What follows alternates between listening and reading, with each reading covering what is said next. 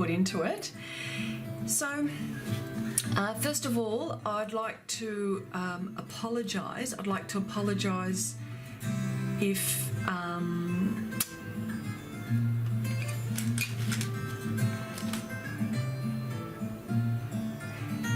first of all, I'd like to apologise if there's a problem, if you're having problems with the internet.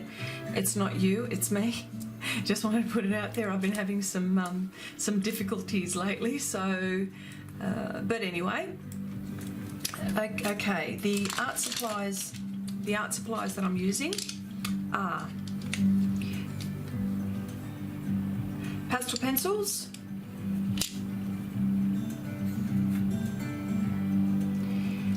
pan pastels, might put in some soft pastels as well, depending on what's going on in the painting. They're always on standby. And some brushes, which I'm actually going to talk about. I'm really excited about. Paper towel, glassine paper, Kneadable eraser, the best tool ever. And you wouldn't believe it, I'm making like a little palette, you know, like you would, for example, like in watercolours and oils and acrylics. And so what I do is I mix my colours on a bit of paper, just watercolour paper. And if I haven't got the pan pastels or the shade or the value that I want, I use this. So which you'll see me using. So let's go ahead. Before I start, what we have here is a 50 by 70 centimetre Pastelmat board.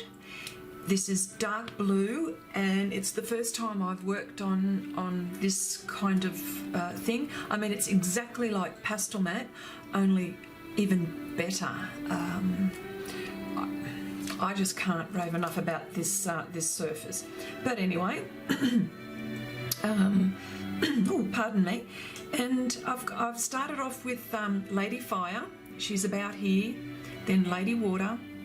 And I've uploaded a video for Lady Air.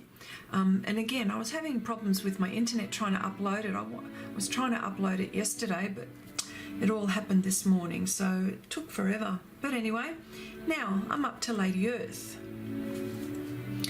And if you notice, the skin tones of these ladies are all a bit different. And it all depends on which pan pastel shade I go for. This, I'm going to do burnt sienna and all of these type of shades. For example, I'll just put it here so you see. They're the burnt, oh, can you see? They're the burnt sienna. They're the burnt sienna range in the pan pastels. And the Lady Air was the red iron oxide group, which is this lot here. You know, and I mixed, and with all of them I mix, this is, yeah, raw umber tint, which is, I use instead of white. It is like a beigey, dirty white. That's the only way I can describe it. But anyway, but I've got all of these other ones on standby, but this is the range that I'm going to be using for Lady Earth. And with Lady Fire, I actually went darker. I liked her with darker skin, and she looks gorgeous. I really liked the way that happened. And Lady Water, well, she's in between. She's in between. And I have to say, the most difficult part about this painting for me, the biggest challenge, has been the hands. I mean, I don't do hands very often, so, you know, I don't know how many times I had to erase and you know, like a whole hand at one point. But anyway, I'll go ahead with this. And let's see how we go. And of course the pastel pencils that I'm using, it's a combination. Carbothello,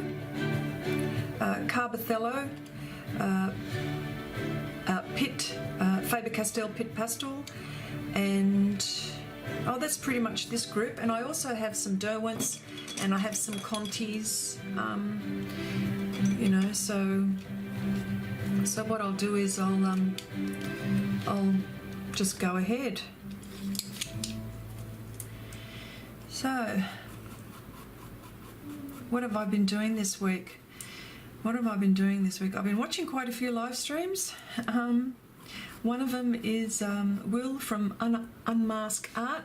He very busy. He's doing an Inktober, which I've tried to hop on as often as I can. Difference is that, you know, when he's on, it's like about, you know, 2 o'clock in the morning. But I put my alarm clock on so I can watch, because I really want to join in. It's because I have a blast, you know, and I get to join in with a whole heap of my art friends.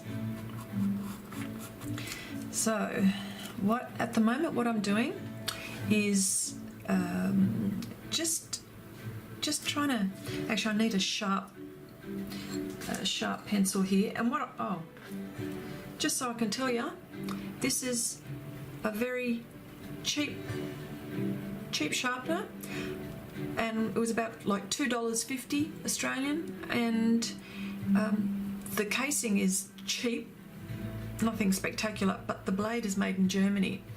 But I tell you what, I use it so much that I'm quite happy to chuck it away when I've finished with it. So yeah, but I need this sharp for what I'm doing.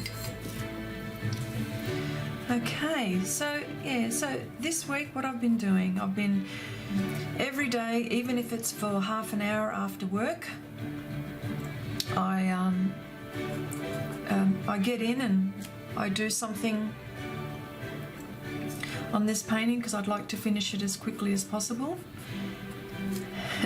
and start on another one. Now I was thinking of for my playing cards that I'm designing, I was thinking of the backs of the cards, and what I wanted to do was design a few. I know which I'm going to go to. I know which one I'm going to end up having to, you know, to do. But I thought, I'll give myself an option, and so I thought of something like this with the ladies, and then I thought my next one is going to be it's going to be with animals, and of course the animals of each element. So for example, there'll be a lion, which is for fire. There will be for water there will be a dolphin. For air there'll be an eagle, and for earth there'll be a deer. So, and it's going to be very much like this kind of format. And I thought, so that's my other one that I'm going to do after this. And then the other one is going to be pretty much geometrical. You know how when you see decks of cards and they've got like geometric shapes and stuff like that. I'll probably end up doing that. I know that I will. But I thought to myself, maybe, because I need jokers as well, you see. So this could be one of my jokers in my so none of this is going wasted at all, most certainly not. And it's just, and even if it wasn't going to be a joker, it was going to be just a, I mean, if I wasn't going to select these, well, still not sure yet 100%, but I was actually going to have them like an extra painting that will be all part of this element theme, so it all will work out. Hi Tamara, how you going? It's evening over there. Where are you? I'll tell you what, it's about 10:30 in the morning here, so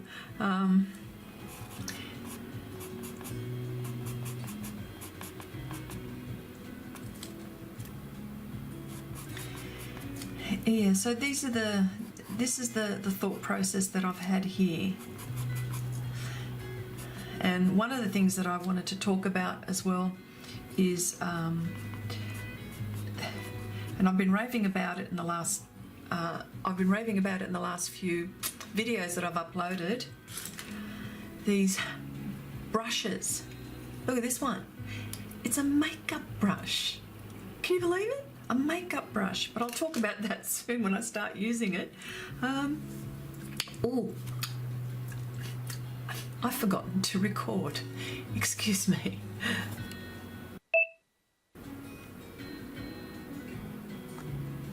There we go. And I just, forgot about the time difference. Love the, that's okay. Like I'm on the other side of the world, and you know, when everybody's having breakfast, I'm probably having dinner or something like that. So,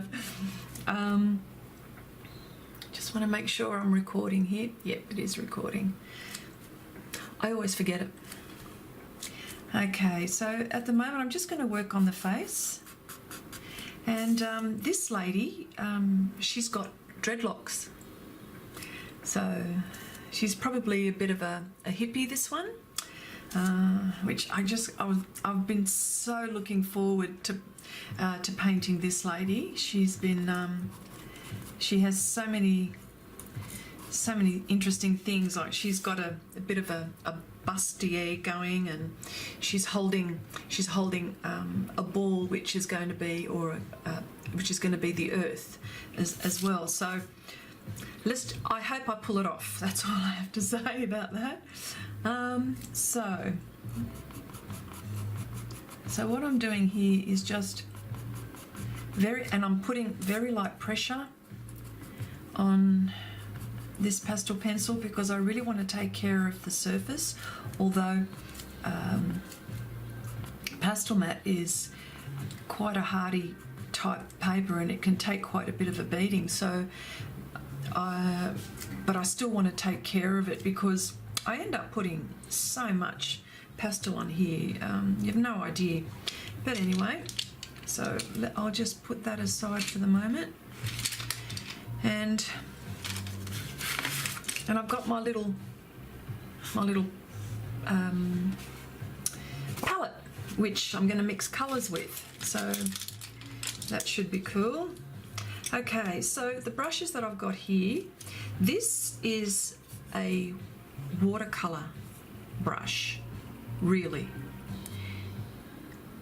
but it's a synthetic brush, and these are again just watercolour brushes but synthetic.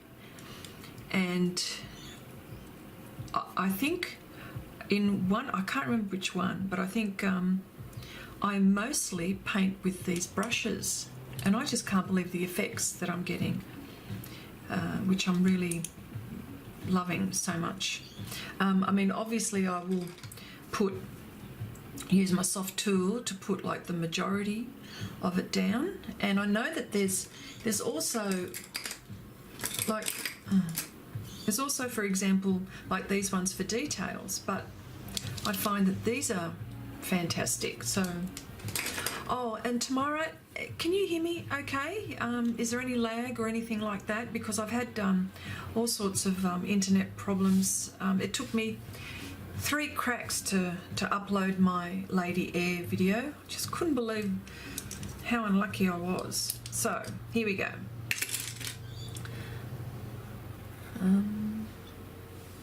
What I'll do is, and I'll just do it so you can see it. Hopefully you can see it. I don't know if you can. There. So what I do this. If that's not enough. And then I just mix my colours, which is really interesting.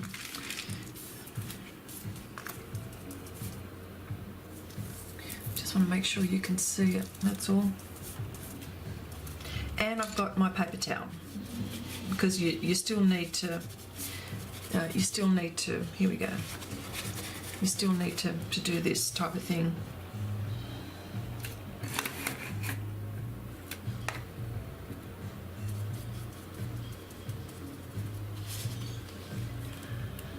Oh, wonderful, thank you. Am I lagging at all?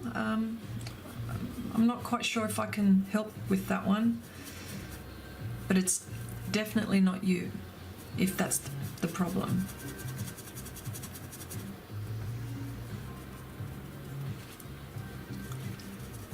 And I've just got a bit of music as well in the background, so I can't do it silently. I want some noise.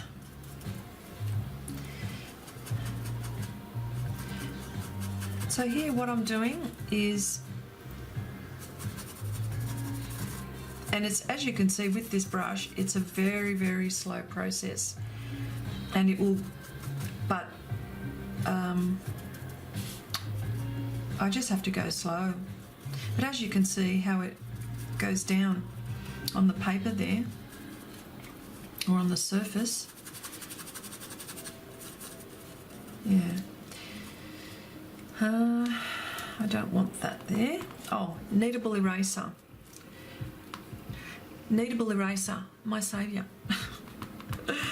Oh, I lifted a whole hand. See this hand here?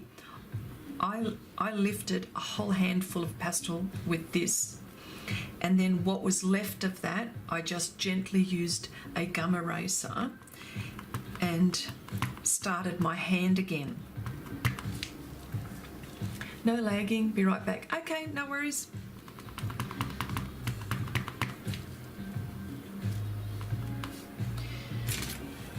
So, just applying my pastel with a brush, with my makeup brush. I can't stop saying it because I just can't believe that, I'm doing it like this. So I suppose, you know, what tools you have just goes to show. Use what tools you have. Okay, this colour that I'm putting down is Burnt Sienna Extra Dark, and I've mixed it a bit with the Burnt Sienna shade. And this side of the face is going to be very dark, and the other side's going to be quite light.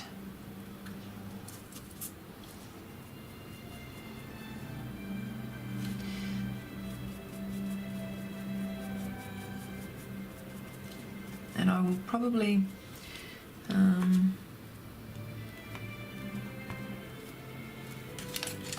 chop and change a little bit. And this technique lends itself to more tight painting, I've got to say. It's not loose at all. I mean, look, it just takes a bit of time to put down the pastel, but it's very light layer, and I'm just gently pushing it in the tooth of the paper. And I'll tell you now, I will not need to fix this. Definitely will not fix this at all. In fact, my framing person, when she starts to frame my gear, my paintings, she's going, oh, got to be really careful with this. And I said, look, you can be careful, but it's not going to, the pastel's not going to fall off. And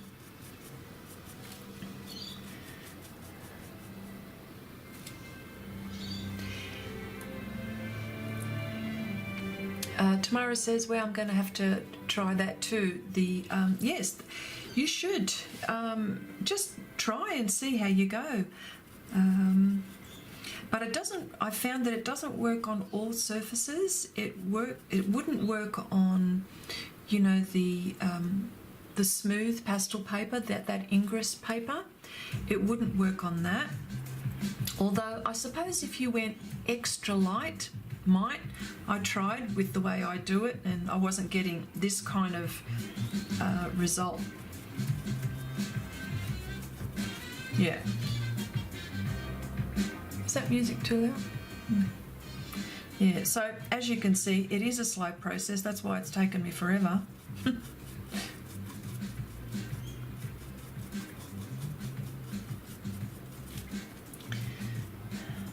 And this is probably a bit of a boring bit for you, but hopefully we'll have the face done by the end of the stream.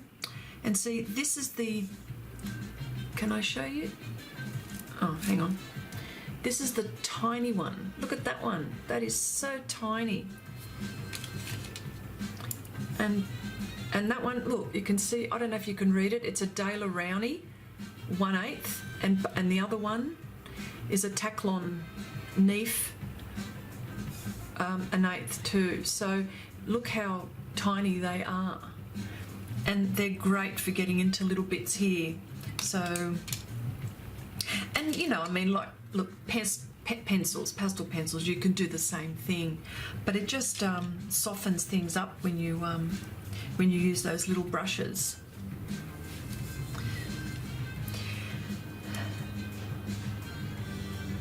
You've got some Pastelmat. What kind of Pastelmat have you got? Are you into, Tamara says that she's got some Pastelmat. Yes, what paper, what shades do you like to use? Because everybody's different. You ask, Tamara asks how big this painting is. This painting is 70 centimetres high, 50 centimetres wide. So, and it's a board. So I've said it before, but you should have seen me. I was so excited when I went to my art shop, and the supplier there said, the art supply people said, Chrissy, we've got this now in boards. And I went, show me. Honestly, I don't buy clothes, I buy art supplies.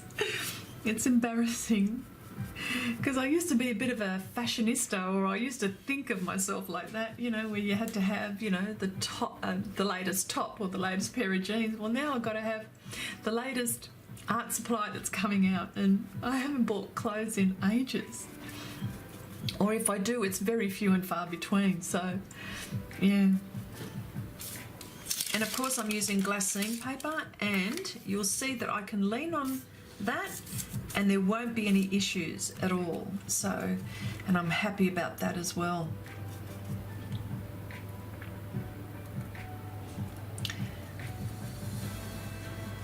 So as I move from one side of the face to the other, the light's coming from this side for this lady.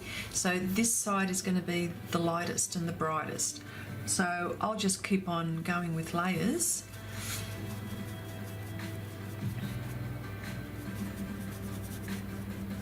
And as you can see, it does take a while.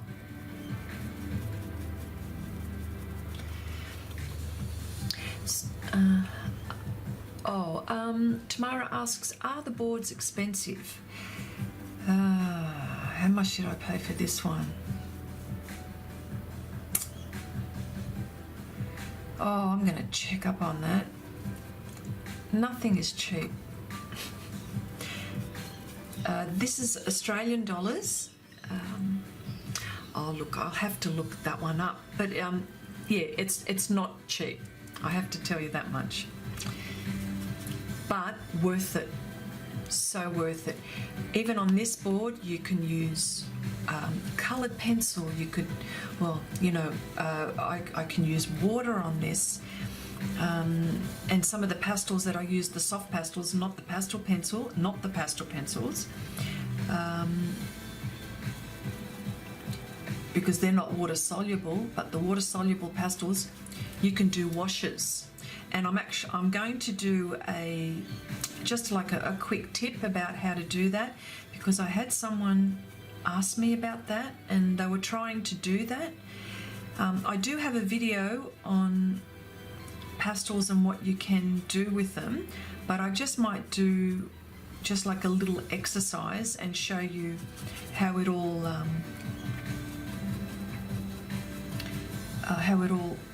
works.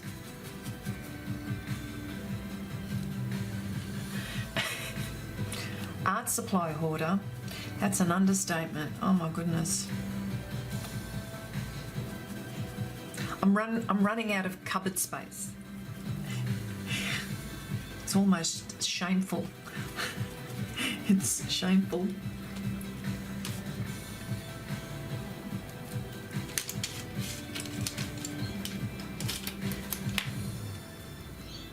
That's too big. I just want to do stuff around the nose here, and I don't want to lose my drawing. I struggle enough with the hands as it is, let alone noses even.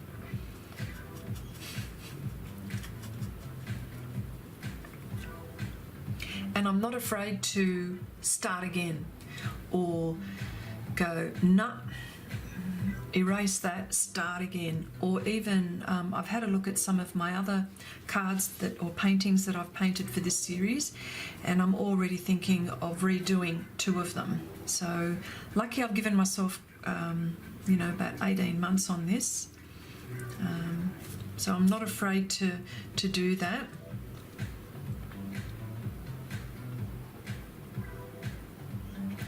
I'm just doing this so I can make sure I don't lose my I'm putting this little highlight here. I just want to make sure that it's there and I don't lose it. Whoop.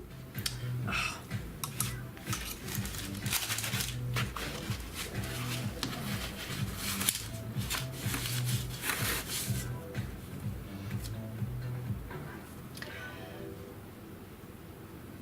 Tamara says, well, Pastelmat isn't cheap either. I like to use the greys and ivory colours. Oh, okay.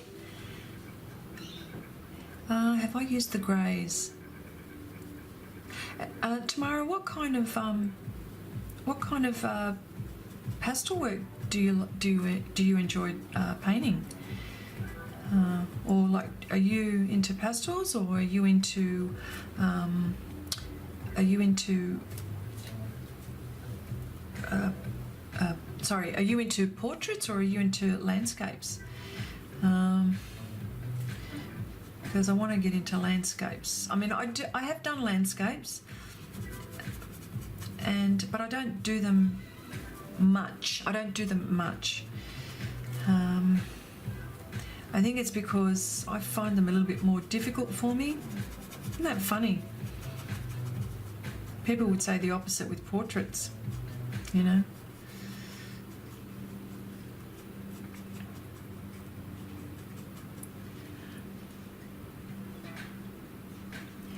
Tamara says, the hands look great. I'm working on a bear in coloured pencil. Oh, wow.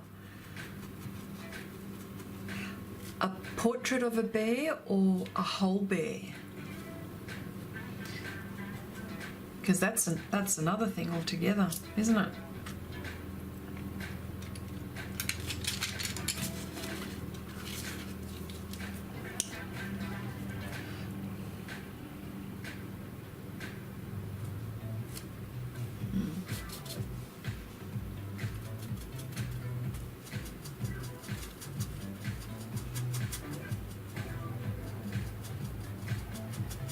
I think I might have to put my glasses on. I'm struggling a little bit. You'll have to excuse me.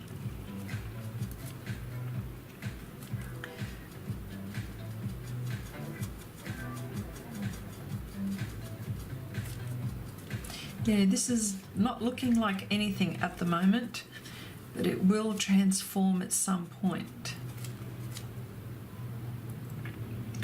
And at the moment, I'm just trying to get my values right. And this is what I'm using here. Make sure it's in there.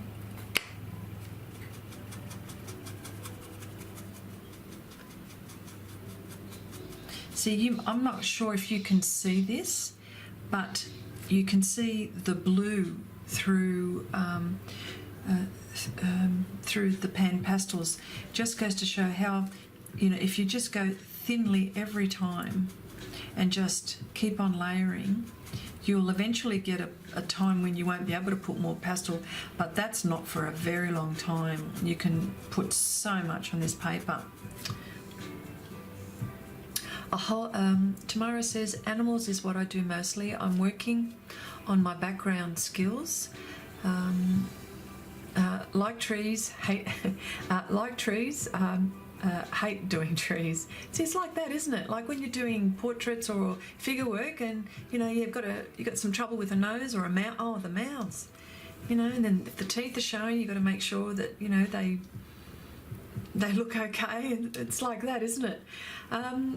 A whole bear, and Tamara says a whole bear with a salmon coming out of the water. It's been a challenge. Oh, and it's an action one. That's terrific.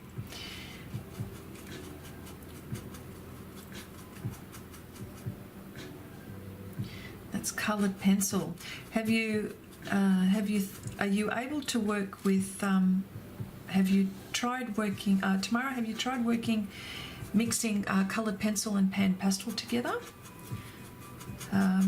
Sometimes that helps, you know, when you, like for example, pan pastel putting in a base, for example.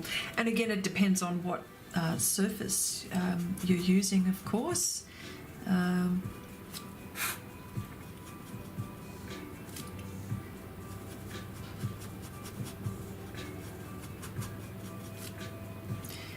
I must say it's a lovely day out here, and I've got some lovely windows where I can look into my yard and see what's going on. But at the moment I've closed my blinds so I can make sure that I get my lighting correct for you guys here. But a lot of the times I'll put my blinds up and enjoy looking outside of the day.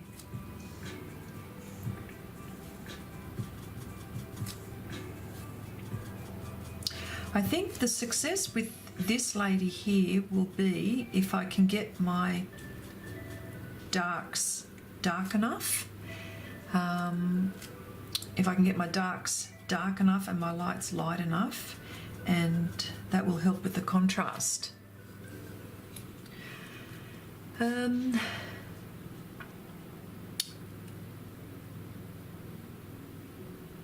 Tamara says the water drops might become my nemesis. I plan on using pan pastel on the river. Okay. Oh, well, that's good. That'll help. That'll help for sure. And sorry, what paper did you say that you're using? Did you say that you were using a paper?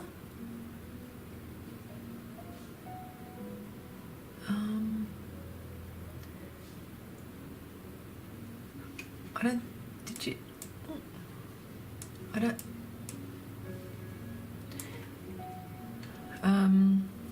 Sorry, Tamara. Did you say you were using? Which paper were you using for your colour pencil portrait?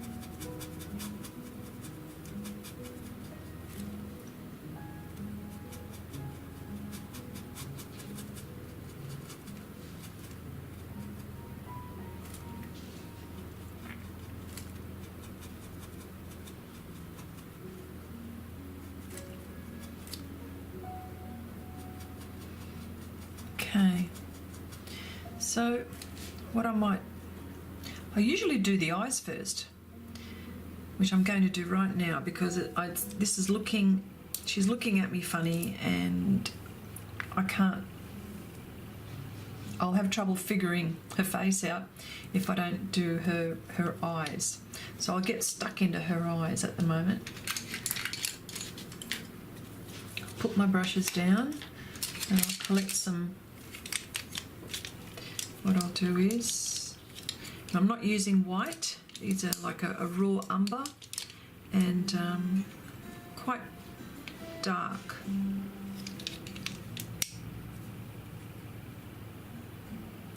Just having a look at my reference photo.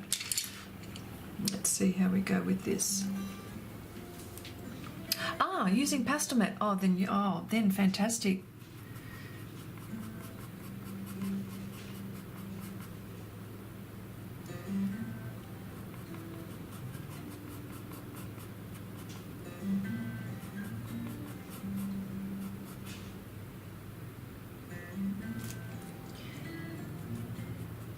Now I'm not using white for the whites of the eye.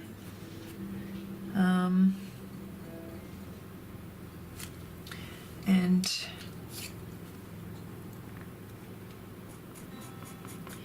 in fact, I'll probably end up darkening the eye as well, even more so.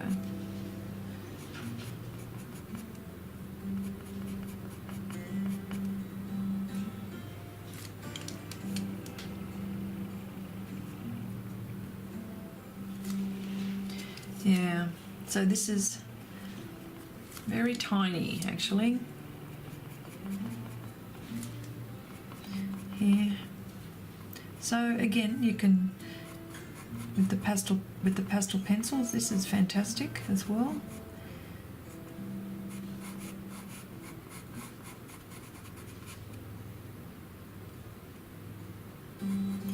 Yeah.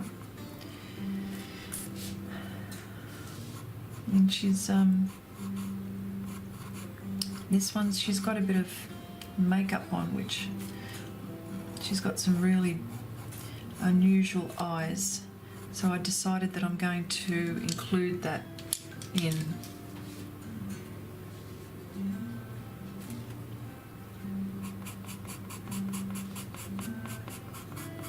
Yeah.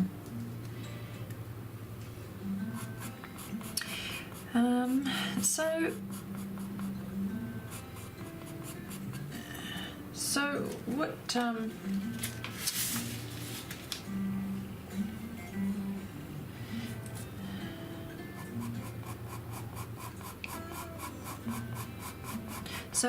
so Tamara, how long have you been on this drawing? If you're like me, because I work full-time, so I struggle with time.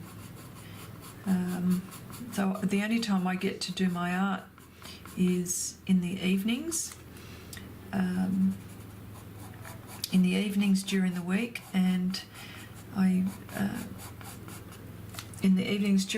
and I usually on the weekends, quite a bit on the weekends. So unless we've got a family gathering or something like that, but I'm pretty much in here. I can't imagine being anywhere else at the moment.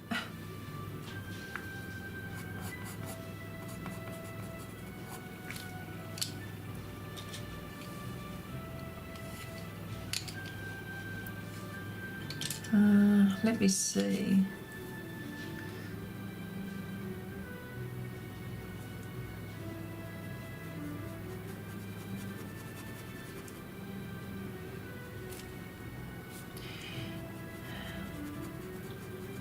I've just got to, this is going to have quite a lot of the, what I call the yucky ugly stage. It's going to be like that for a very long, sorry, my glassine paper. I wanted to use my palette, see, I wanted to use my palette.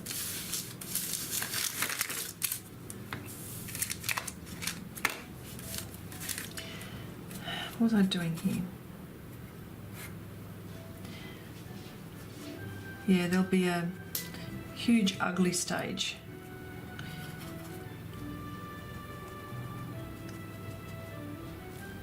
Is that a word? Huge ugly stage. That's bad English.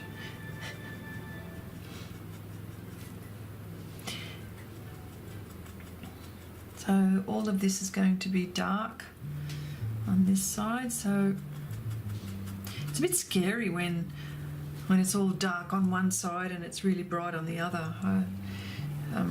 I've only ever done that once on one of my paintings, and that's with my Jack of Clubs. It was actually scary when I was in the middle of it, but then it came good. So, but when I was doing it, I'm thinking, you look horrible.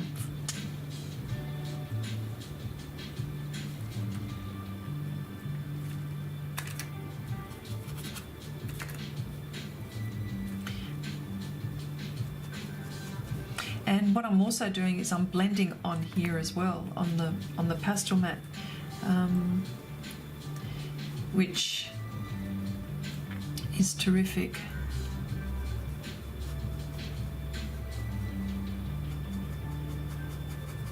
Okay.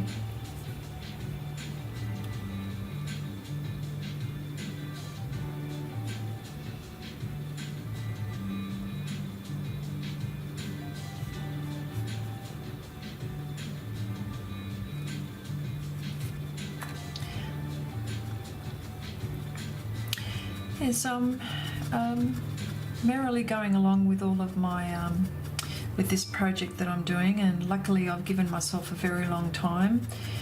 I've done the hearts, the picture cards, my playing cards, that is, the picture cards for the hearts, for the diamonds, for the clubs, and I'm in the middle of the spades, and I've done the Queen of Spades. But and I haven't done the King and the Jack of Spades. I thought I've been painting too many. I've been painting too many fellas. I thought I wanted to paint a few more ladies, so that's why I started doing this, of course.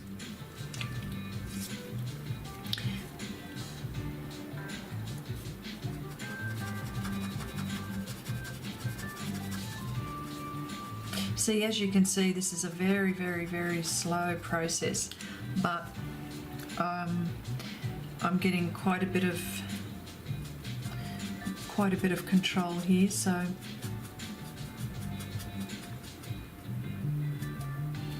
yep.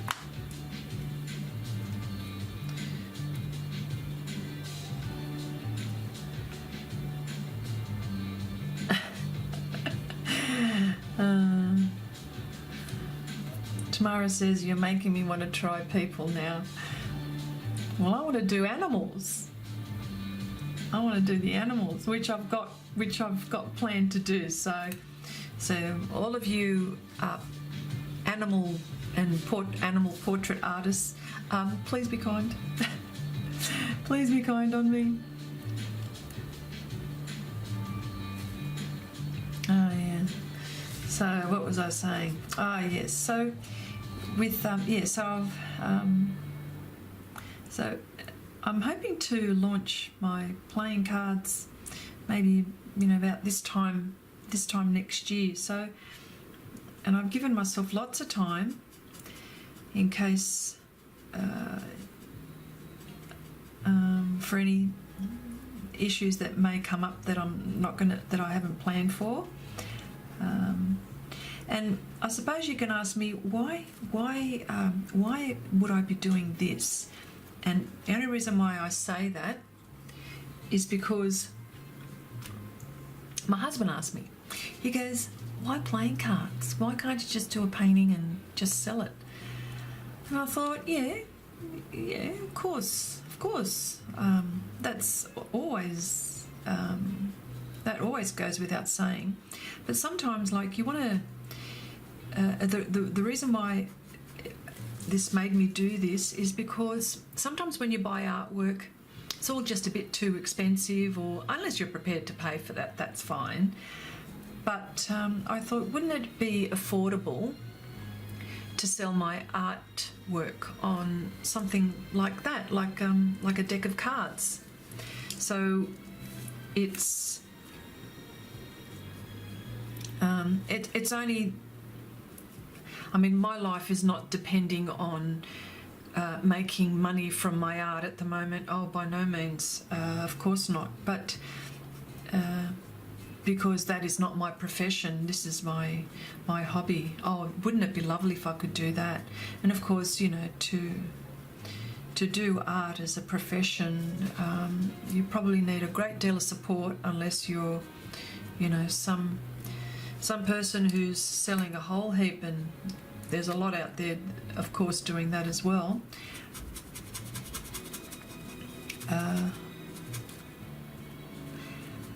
Yeah, so I thought this was an affordable way of selling my artwork. You know, like maybe, I don't know, $15, $20 a deck of cards, which are just a little bit different.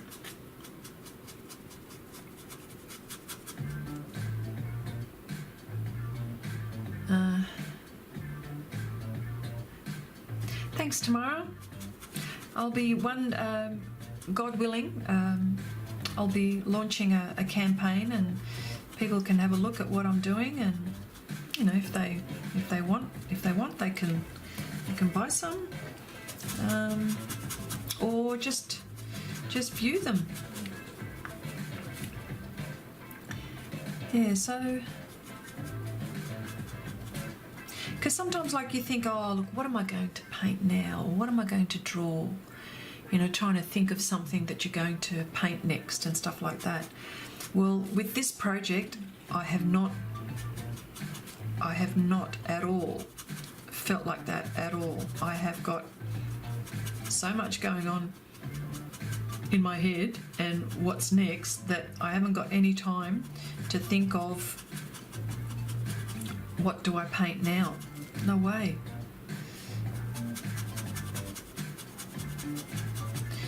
And as you can see, I'm just starting to lighten this up.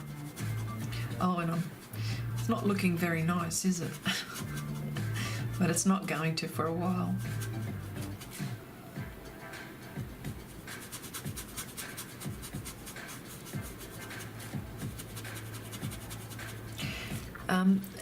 And what I like about this brush, you might be able to see that? It's very short bristles, soft but hard. That's so weird to describe it that way. Soft, hard, medium.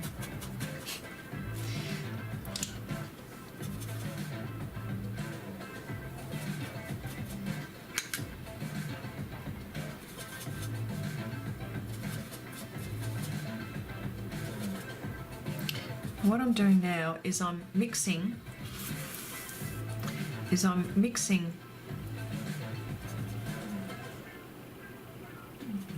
a colour here. I'm mixing a value here which I don't have here, and I want to just to warm it up just a little bit at the moment. And as you can see, that's lovely going on there. And I'm not going to go too light there at the moment, so then when I start to put on some highlights, you'll be able, everything will pop out, like the cheekbones will pop out, and you know, the chin, because like the chin, there's like this little highlight on the chin and all of those sorts of things. And I'm not going to rush it, so because if I rush it, I'll stuff it up for sure. Then I'll have to start erasing. But I've done this so you can actually sort of get an idea as to how my plan is when I'm doing something like this.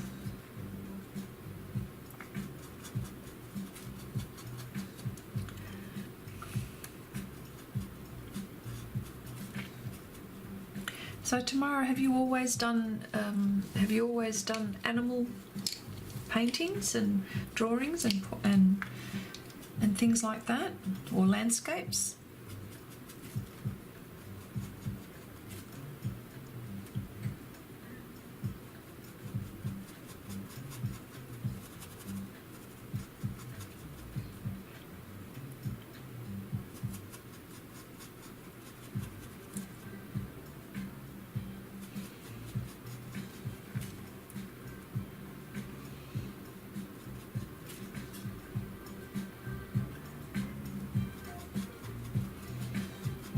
hope you don't mind, there's a bit of silence sometimes. Okay. So I might just start doing part of her eye, I think.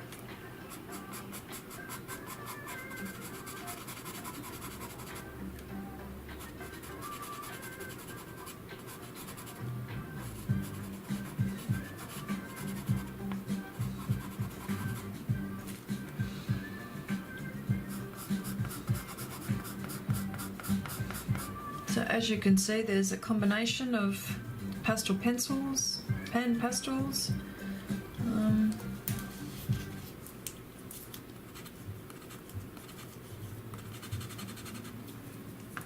and even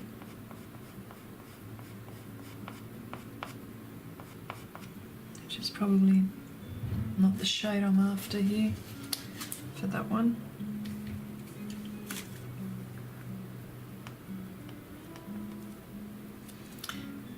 And of course my Kneadable eraser, which I love so much.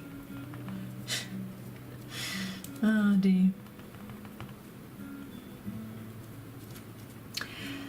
Tamara says, yes, animals and flowers. I've just done a couple of people with pastel pencils. Oh, okay. How did you go with that? Because if you're using colour pencils, it's probably easier to do to use the pastel pencil because, you know, it's the same hand movement and stuff like that. And I get that.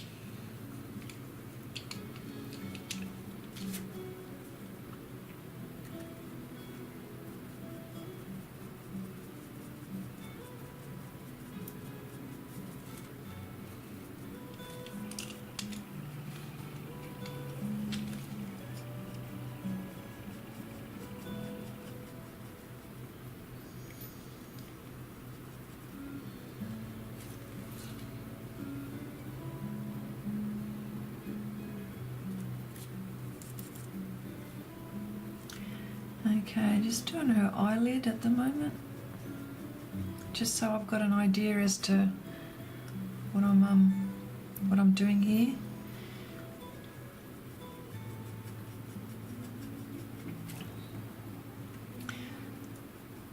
I hope this music's not putting you to sleep. It's more for background.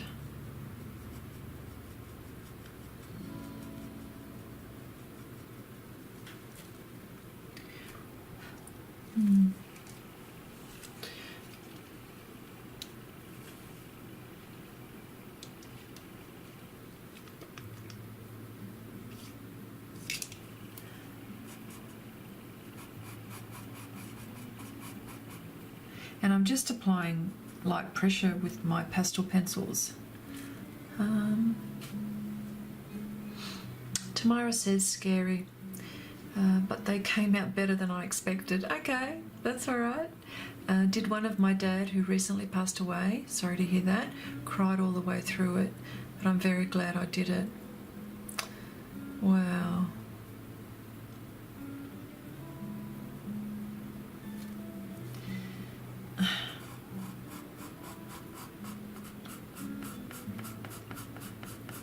Because all you could do is think of it.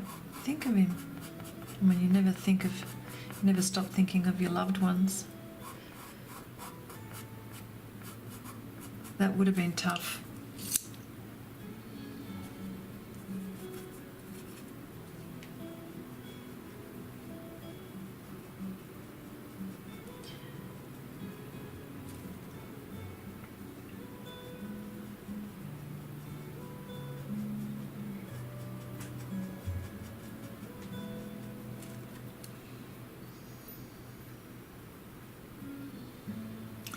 Now these eyes are going to change many times.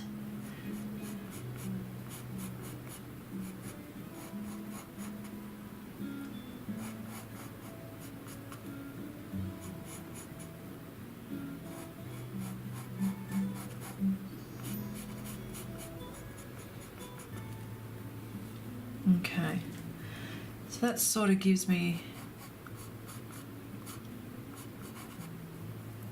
that helps me at the moment. And this lady's nostrils, oh goodness. I suppose the only way that you could get I suppose it all boils down to painting what you see. And I know, and I hear about it with many experienced artists. And I think what happens is that when you're not successful, it means that your brain is telling you, no, that reference doesn't look right. You need to do it this way.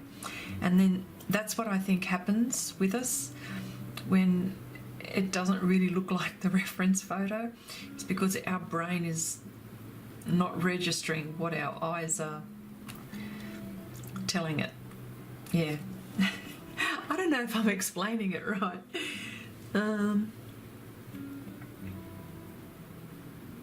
Oh, Tamara, that's lovely. That's nice.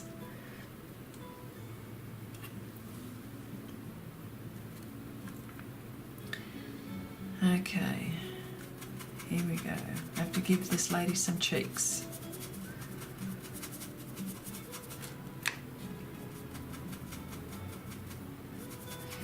Yeah.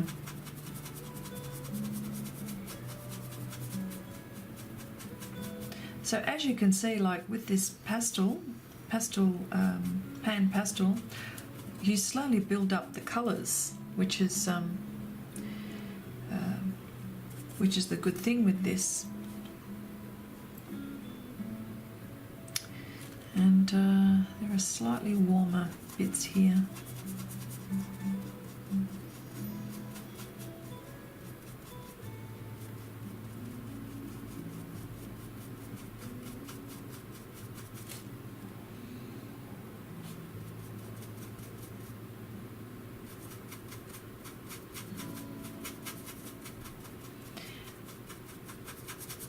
And I know that, oh yeah, and so if you get too much pastel on here, I mean, I've got a habit of always blowing it off, but I do have a little mini handheld vacuum cleaner, which if I've put too much pastel, I just suck it up, which is really good, and then I don't mess with all the other parts of my painting. Now, something like this painting, you'd have it up on an easel, but sometimes it hurts my hand when I'm holding my hand up for such a long time. So that's why, and for filming, it's a lot easier to do it this way, so you guys get to see, you know, or get a better view at it. And of course, I've got a very good chair that helps me with my back, so all good. I think this might need a bit of warming up. The brown is too cold. That.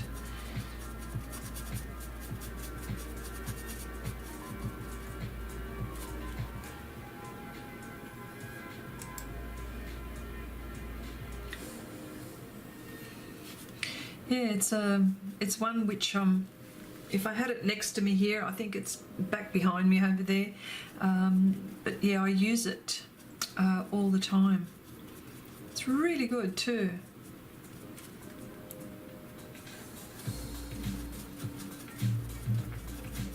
That way you don't have to blow and I think the good thing with these pastels is that there's less pastel dust. Although I love soft pastels very much. I love coloured pencils very much. I love oils very much. Oh gosh.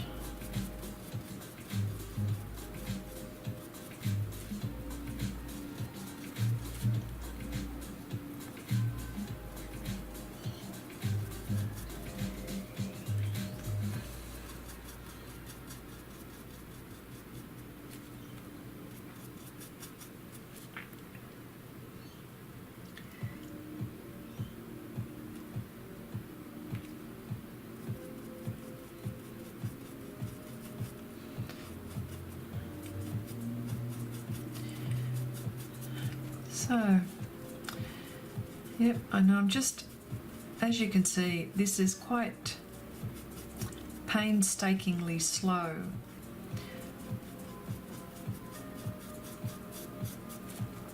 But very satisfying,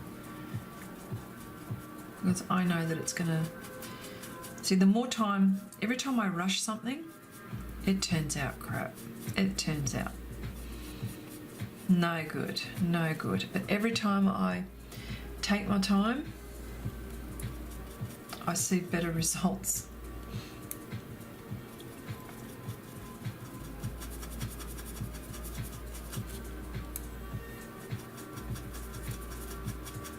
See, all bit by bit.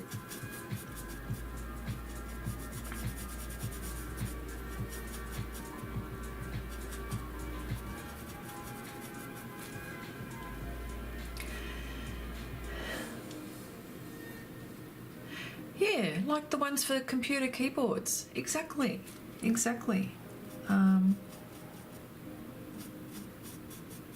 Absolutely.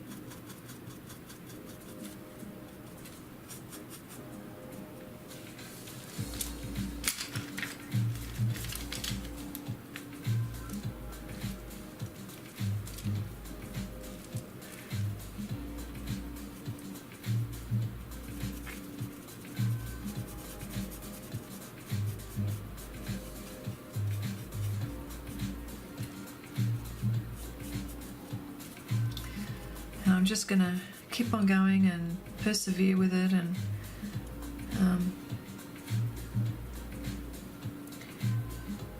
sorry, I'm just looking at my my reference.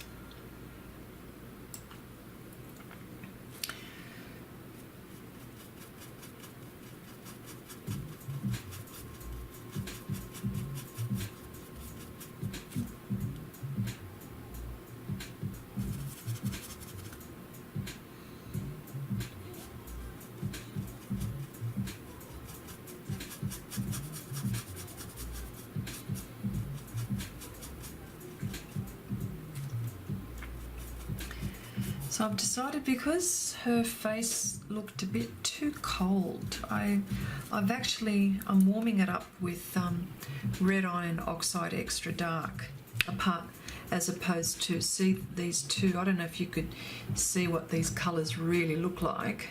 One is more on the colder side and this is more on the warmer side. So I can just see that I think she needs a little bit of warmth on her face, so I'll just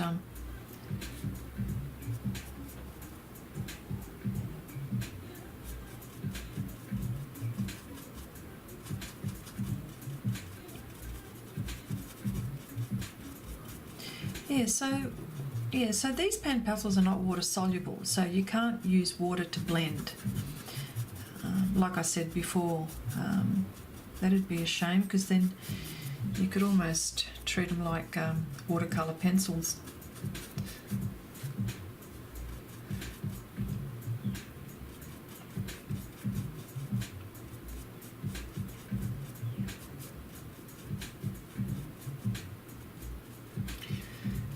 Okay.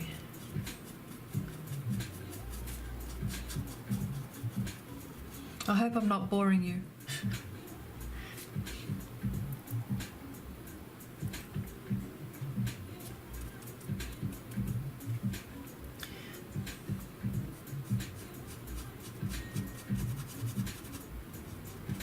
Oh yeah, and the only thing that you've just got to watch out for is that it can get a bit blotchy, because when you're applying it, it doesn't smooth out as easily as when you would put a soft pastel and just blend it with your finger. You know how it automatically smooths. Well, on this surface, this brush or this technique doesn't really work like that. But that's all right. You just keep on applying and you smooth it out until you get it. I'm actually looking forward to the animals. So looking forward to doing the animals. A bit scary, because I'm not a I don't do portrait or animals much. I have done them. And a good job too on some of them, not all of them, of course. There's always hits and misses.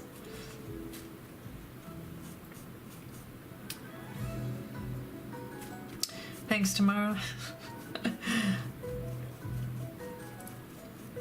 should ask me a question, because I'm going to run out of things to talk about.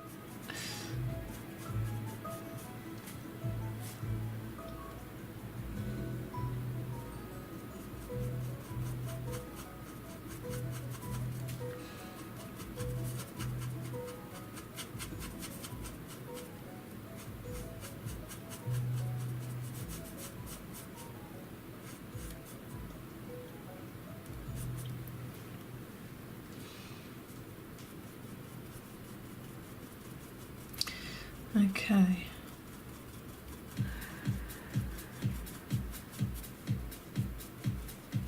think I might have to do her lips, because I think this is, she's looking at me, or she's not looking at me, but I'm looking at her and she's looking a bit funny at the moment.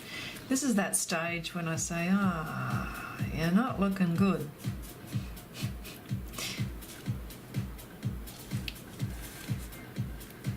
Perhaps maybe when I do the lips.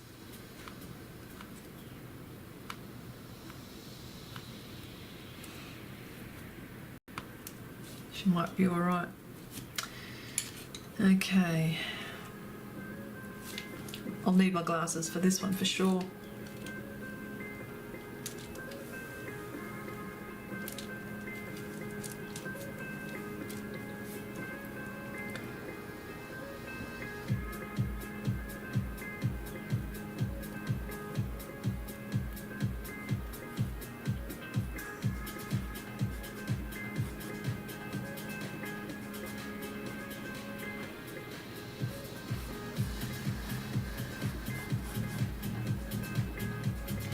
Yeah, so I'm just drawing these lips, and I just want to make sure that I don't get it wrong, because that's like the hands for me, the lips, same, and it's hit and miss half of the time. Thinking, how am I going to, I'm just looking at a colour that I think is good for drawing this one. Is this the same? Looks a bit different.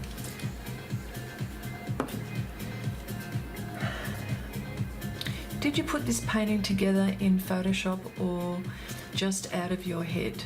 Okay, I had an idea, Tamara, that's a very good question. I had an idea in my head of what I had a picture in my head of how I wanted these four ladies, and I wanted to represent the elements, and I wanted to paint some more ladies for this. So I thought to myself, and I was getting the picture in my head, and I thought, yeah, four ladies, and I want them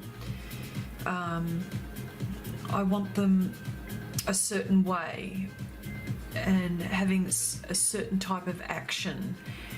And in my head I could see it. I could see the picture of the ladies in my head. And so I went hunting for the images which I felt were most likely what I could see in my head. And then I, of course, these images that I've got here, they're royalty-free images, which I purchase, and I put them together in Photoshop and on the computer, and that's how I did it. I would love to say that I just drew this off the top of my head and I just did it like that, but I always need a reference. Who knows, one day, I do draw from my head, but with something like this, I was looking for a specific type of an image. For example, air, I wanted something that was I wanted a woman that was showing action, because the other three ladies, they're quite obvious. If I wasn't telling you too much about this painting, you could see that, you know, this lady, my water lady, she's got a vase, and it's, you know, she's throwing water over her shoulder, so that's quite obvious. And my lady fire, you know, like she's got full-blown fire, hair fire, and you think, oh, okay, you can relate to that. And even when I finish with Lady Earth, she'll be holding a globe like the Earth, and she'll be more earthy looking. Yeah, but with air, how do you show air? That this lady represents air in it. So I wanted to find an image. I had an image, and I wanted action for this lady. In fact, they're all doing actions, but I think with this one even more so, air. So that's how I've got it. And I've done the same for my animals. I've already got my animal drawing done. So it's all ready. As soon as I finish this, I hoe into the next one. So it's all ready to go. Yeah. I also use what else do I use?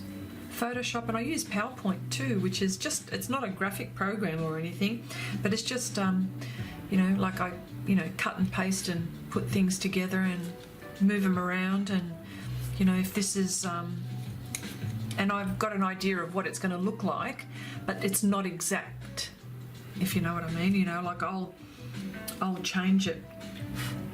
I'll change colour schemes. I'll change lots of things.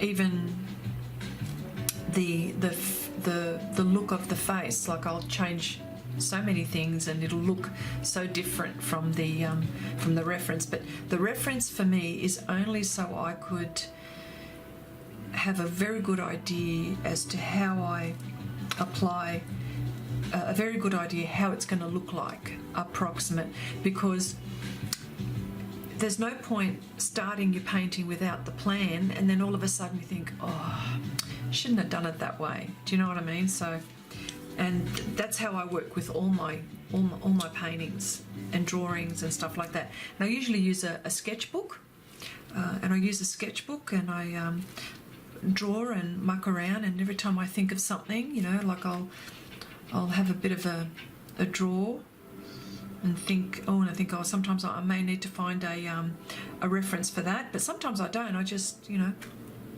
So there's lots of ways how I do this, but yeah, Photoshop or the computer is a very good tool for me. So, and then you draw it all up, and you draw it all up on your just like an ordinary bit of cartridge paper. That's all it is really.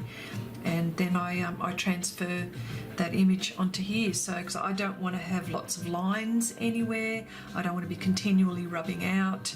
I just want clean lines. And for example, something like this tooth, I think if you erase too much, you end up flattening the tooth. So you wouldn't do that so much with the flat papers, but definitely with, I would say, with the toothy papers. And how I know that is because I've experienced that. That's why, yeah.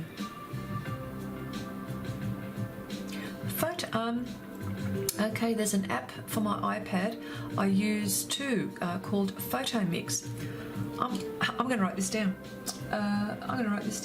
Because I don't know about that. I'm going to write this down.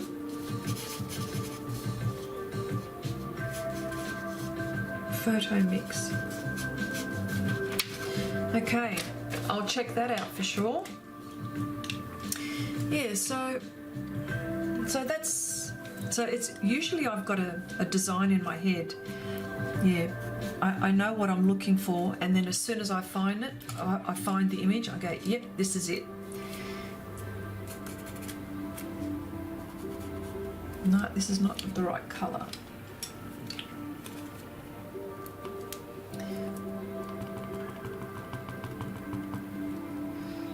Just just make that with my eraser.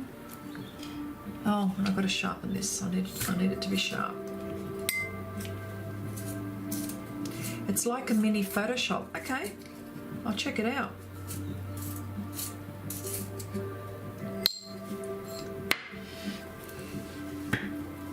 Yeah, so that's how I plan all my work. I pretty much know what it's going to look like.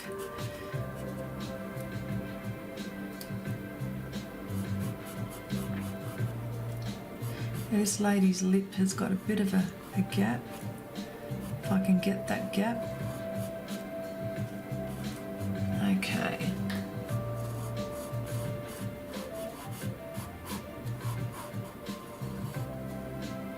Alright.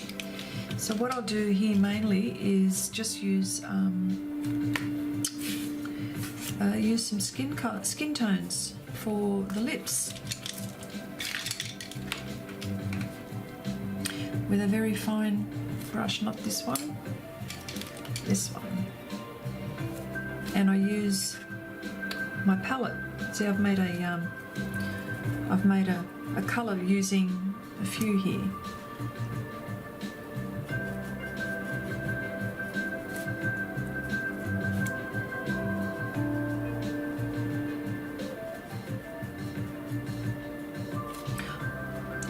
I must sound like an advertisement for Pastels. I can tell you they're not paying me to say anything like this at all. But this is how long they last. I've had this for, I don't know, 3-4 years, and I use them all the time. And look, you can start to see where I've got to the bottom of the pan, and I've still got so much to go. I definitely think that you get your money's worth with these.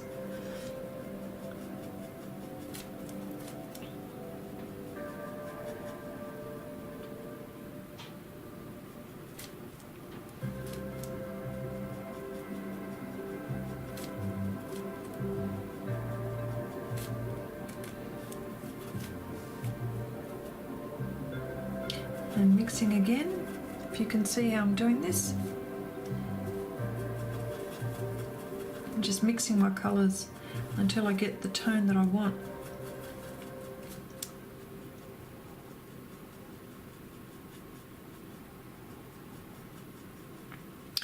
She's looking very dark at the moment. She won't be though.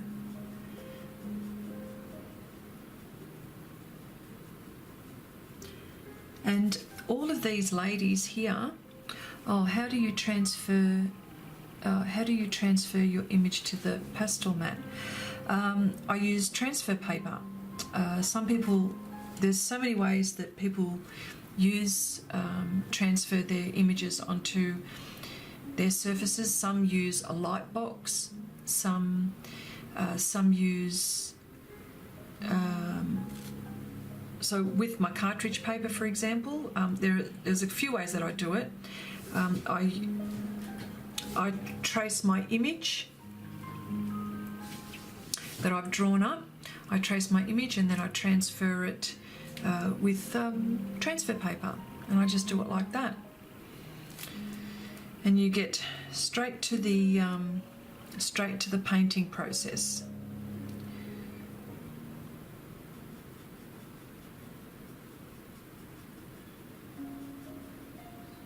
But I tell you what, I mean, I can sit there and I can draw on this, but it would take me forever, and I don't have that time.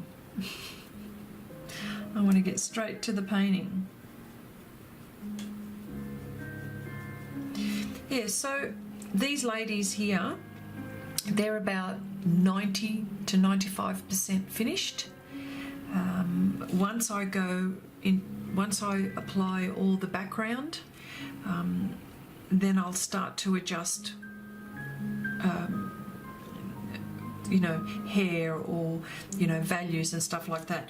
Like with this lady here, she's got hair, just strands of hair which are just blowing, and so I just wanted to show that movement with her.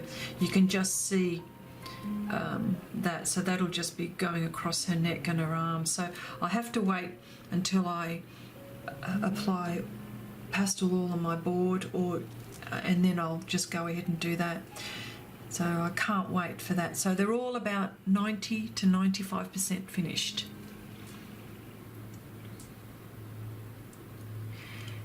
Yes, I think I've got that too, Cyril. It's in a red.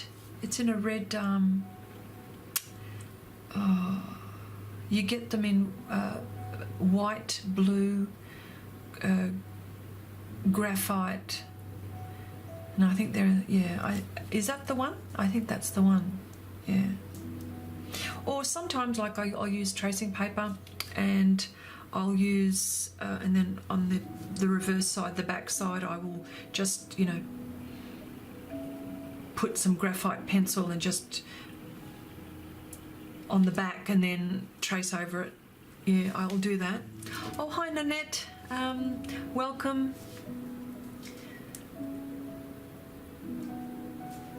How are you today?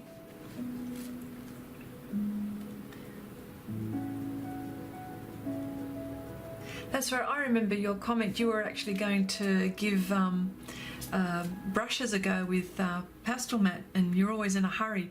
Correct me if I'm wrong, you're always impatient. Like me. Like me. Yeah, that's the one, Tamara says. Yep, yeah.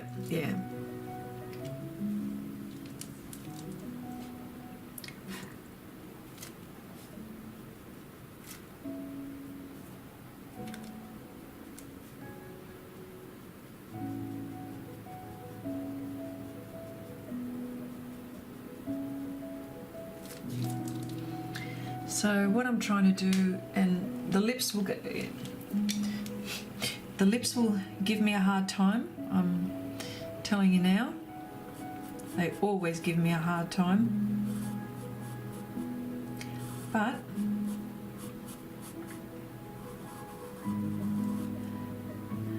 I manage somehow in the end.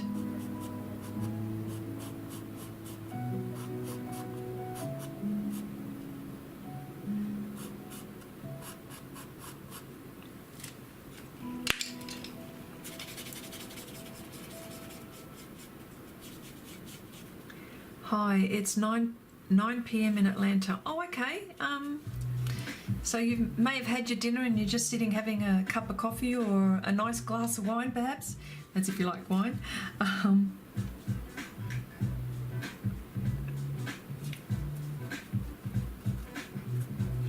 Yeah, so what I'm doing here is I'm just mixing, and I think I've just, so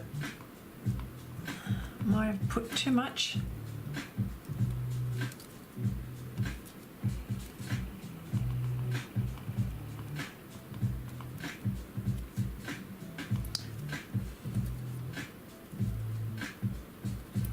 Yeah, just and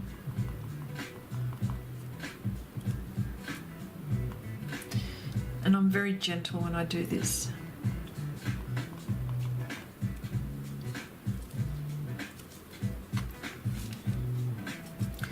I don't think I've got the right colour there.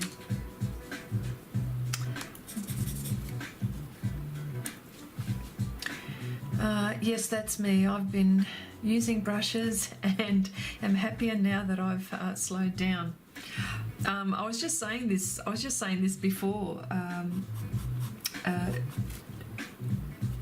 It is a very slow process, as you can see. Like, it looks like I'm not getting anywhere.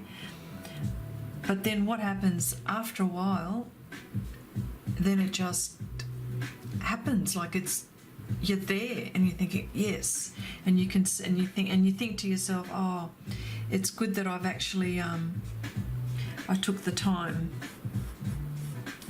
to do that. And I'm bad. I am extremely impatient. You have no idea. But I can't but develop patience doing this.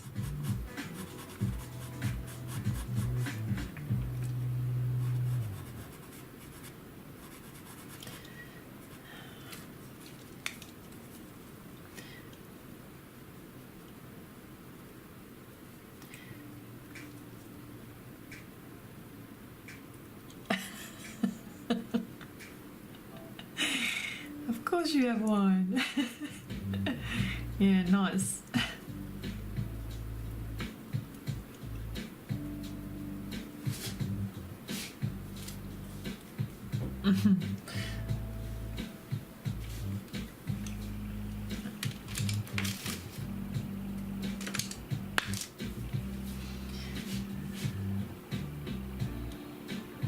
Yeah, I agree with you, Nanette. This is my idea of a perfect Saturday night. Of course I have wine. I really like that. You don't make me feel so bad, because sometimes I talk about it a bit on these live streams, and you know, there are people that don't drink, so, but yeah.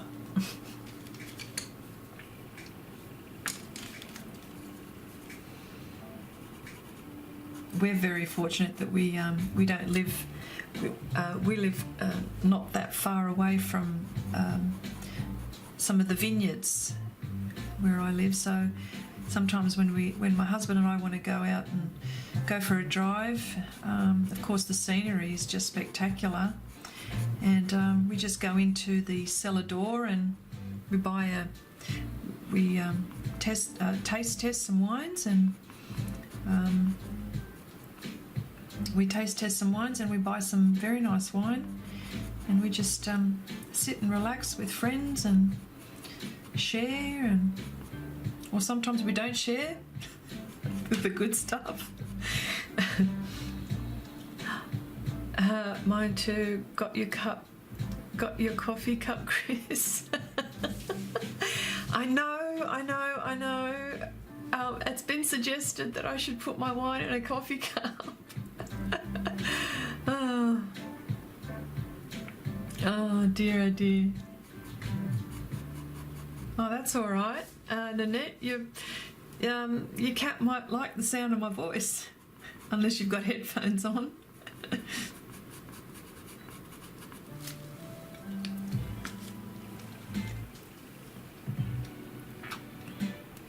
Yeah, Tied to the Lips are going to give me a hard time. That's right, I'll get it in the end. And what happens is that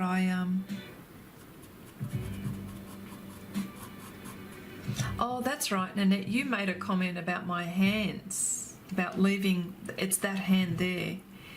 Well, I got another one here, and wait for it, I got another one right here. Oh goody.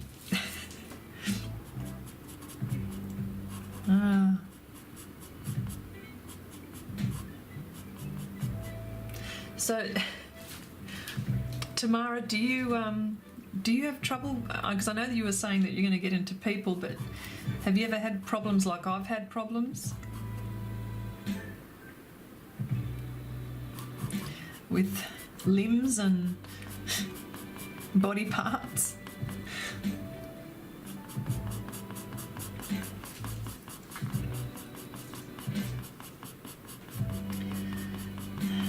What I'm trying to do here with the lips is I'm just trying to, at the moment, just get the value right, the right value, and I'm not getting it just yet. So I'm just being a bit gentle so I don't destroy the tooth, because it has happened to me like that before. So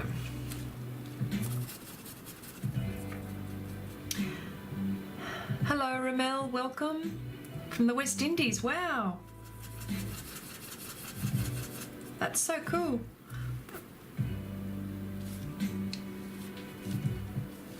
Glad for you to join in.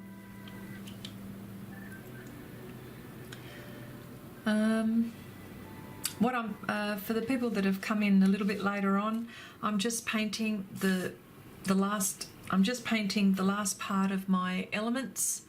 The ladies, I've got Lady Earth now. I've done my fire, water, air and earth, and this is my yucky stage. It's always my yucky stage, but I'll keep at it. More, Tamara says, more, I'm sure lips were hard to do.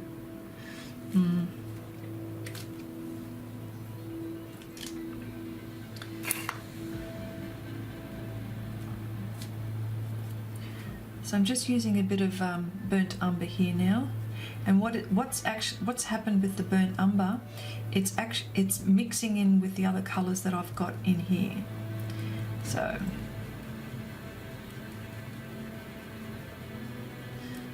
and what I know is not happening is that my darks aren't dark enough. That's the problem.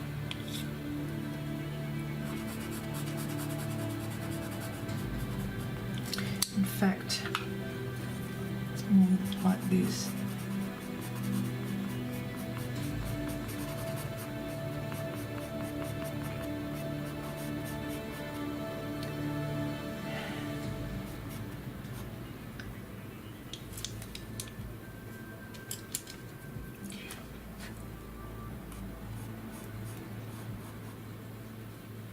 So I'm just always looking at my reference. I just want to make sure that I'm on the right track. And if I'm having a bit of difficulty with it, I'll walk away from it and then I'll get back to it. But at the moment, nothing is coming of it.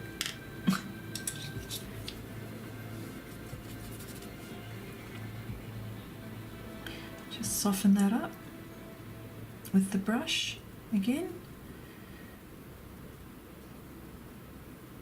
And what I might do is I might just leave that there and continue on with the rest.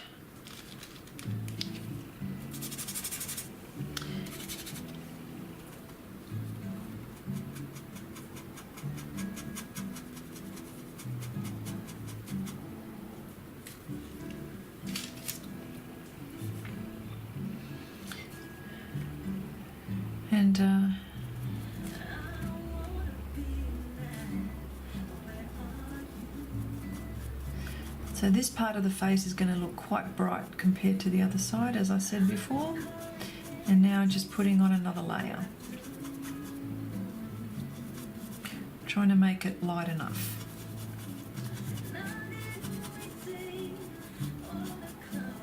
And light pressure.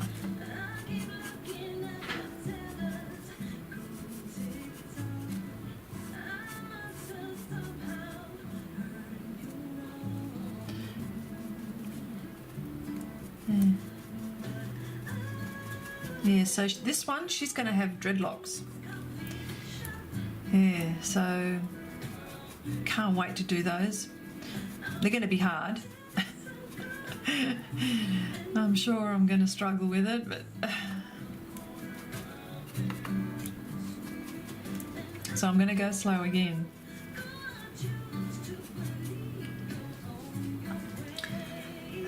Let's have a look.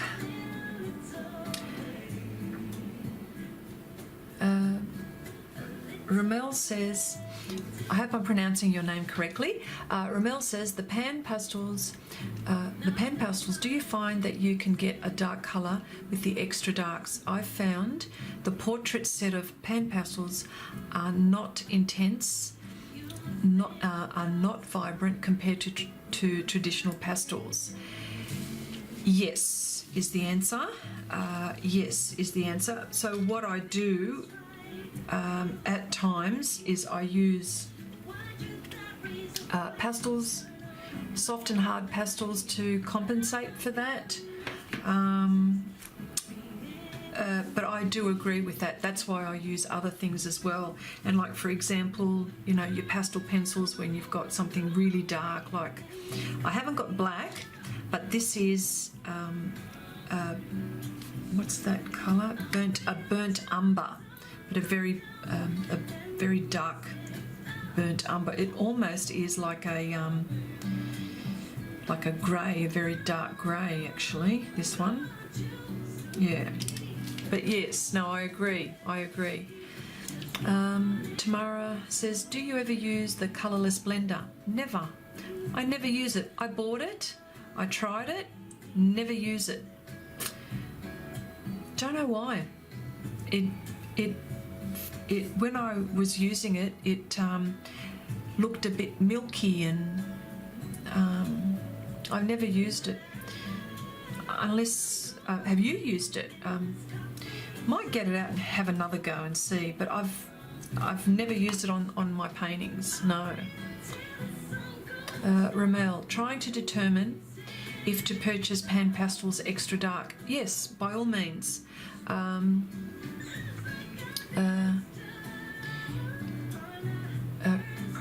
Pronunciation, okay. Try to determine to purchase.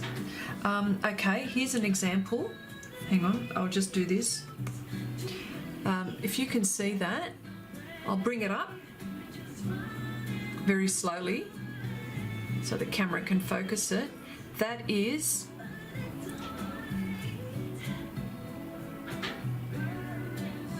it focusing? I don't know.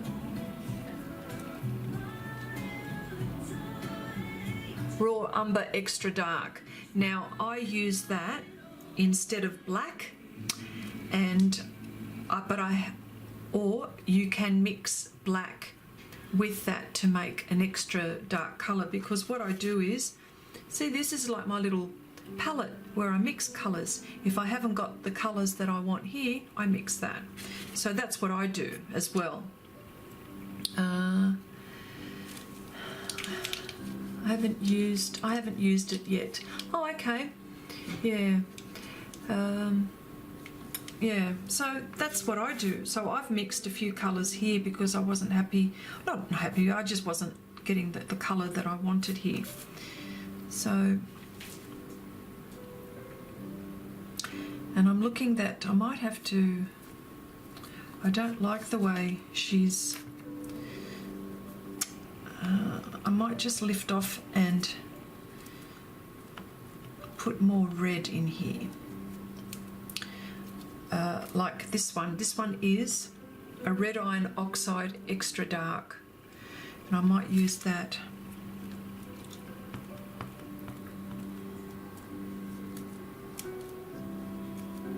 She might be looking too earthy. I don't know, but I think it was just a bit too. Yeah.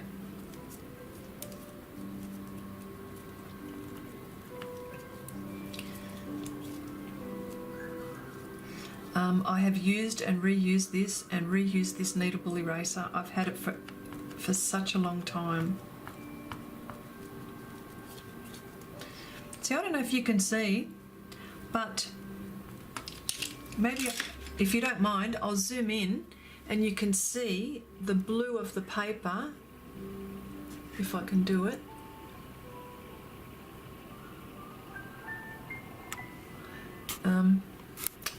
Oh, it's too much, sorry.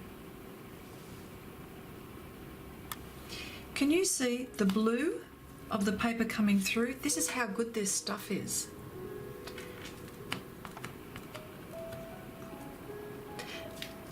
Nanette, I just, I did this with that hand.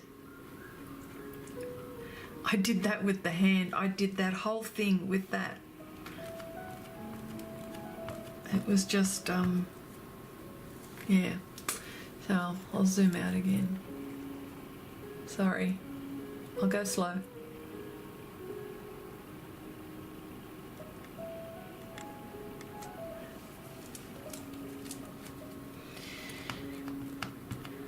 Yeah, she was. And I think I need some warmth on this side as well.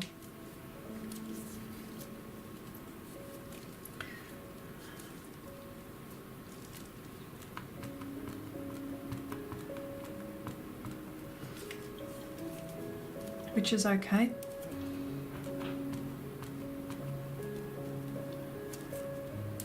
It's the good thing with this.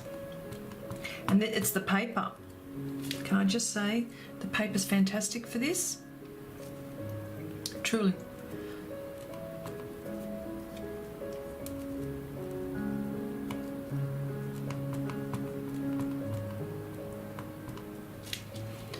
Okay. make her face warmer, I think.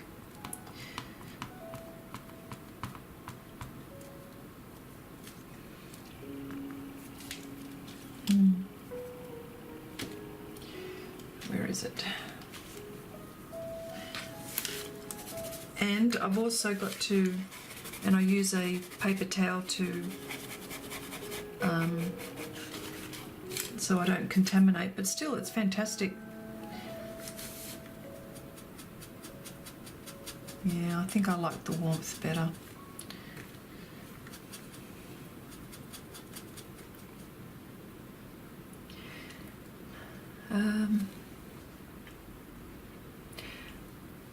I wish I could use it on my thighs. Yes, well, let's just yes, if only. If only. Ramel says, I am trying in the style of Albert Handel for landscapes. So, like the gritty effect with hard lines, do you find that the Derwents break when sharpening? Yes. I think the pit pastels are great. Can see the blue, yeah.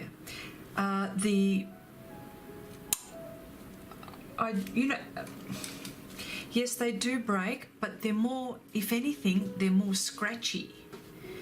I would think because they've got less pigment in them than, say, something like Faber-Castell or the Carbothellos. Yeah, there's more, in the Derwent there's more binder, I would say. That's why. But I tend to agree with you. Yeah.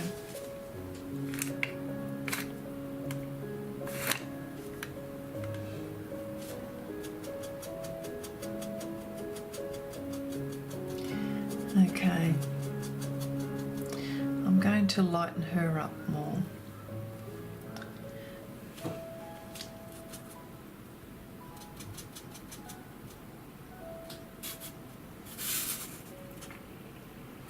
What I'm doing here is mixing colours.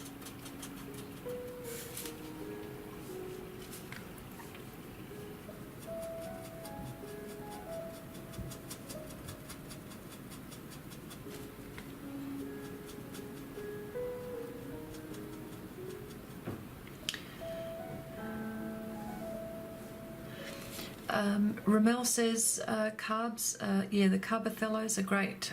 Love them for blending. Yeah, they're terrific. They really are. But my favourite are the Faber-Castells more. I like those more. But they're both the same. I mean, they're artist quality.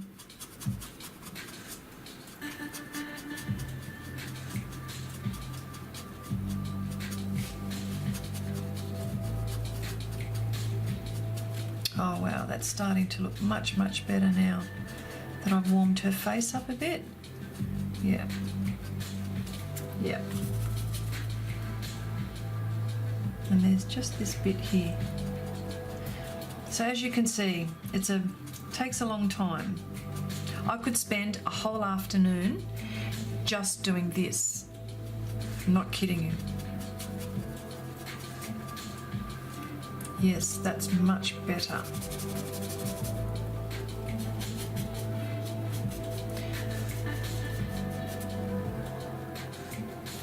And I'll probably... And here I'm using red iron oxide tint for this bit here.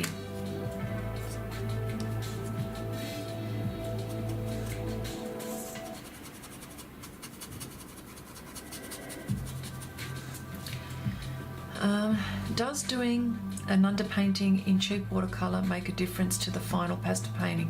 Example, Montmartre cheap versus Cotmans or Mission Golds. Okay, that's a very good question. I don't use watercolours for my backgrounds.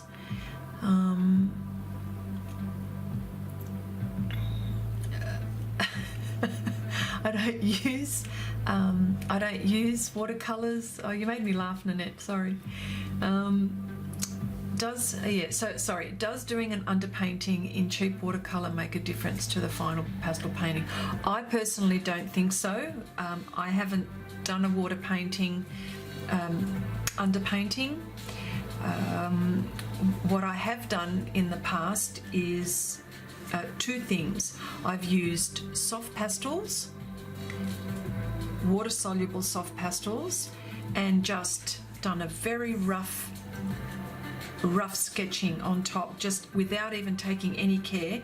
And I use water and I blend it, and it's almost, and the action would be like a watercolor action, right? And then you wait for that to dry, and then you can start. That could be a great underpainting, and then you can start doing all your details with all your other pastels. That's what I've had experience with. Cheap Montmartre cheap versus Cotmans. I don't have Montmartre. I do have Mission Gold. Love Mission Gold. Cotmans is also I know it's the student brand for Winsor and Newton, but and it's a terrific watercolor. So if you've got that, that's fantastic. But yeah, Mission Gold. So I don't use watercolor. So that's the. So I suppose I'm not sure if I answered that question. Tamara says, adding the warmer colour made a huge difference. Looks great. Yes, much better, isn't it? Yeah, much better. Ramel, would not suggest using Inktex. Would not suggest using can't say it. Inktense. The paper loses the tooth, so therefore you stretch the paper then. Well, I'm using Pastelmat, and I don't need to stretch anything. Are you referring to the surface that I'm using now, or on watercolor paper? But if you're referring to watercolor paper, I usually buy the one which is, say, 300 GSM, the much thicker, heavier paper, and so I don't need to stretch it.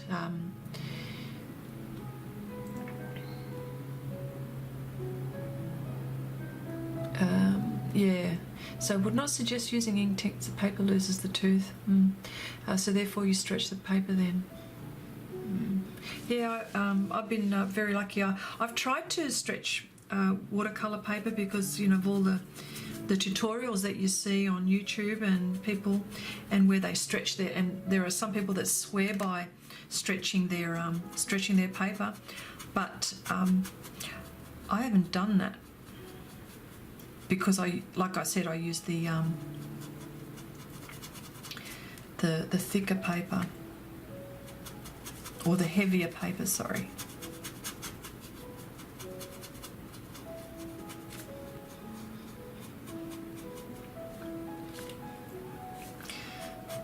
Oh yeah, I love to experiment with watercolor. I'm not good at it because traditionally I'm an oil painter. I paint with oils, and that's why. And pastels work very similar to oils, and that's why it was an easy transition. So I chop and change, but I haven't put any of my oil paintings on my YouTube channel, but I do oil paintings.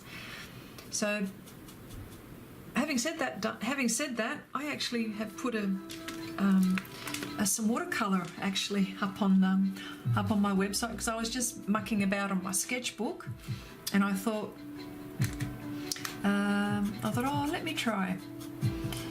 And I love watercolors, and the one that I uploaded, it's like a car. A pink car, and they were Mission Gold. Love them. They're so vibrant. They're so vibrant. Yeah.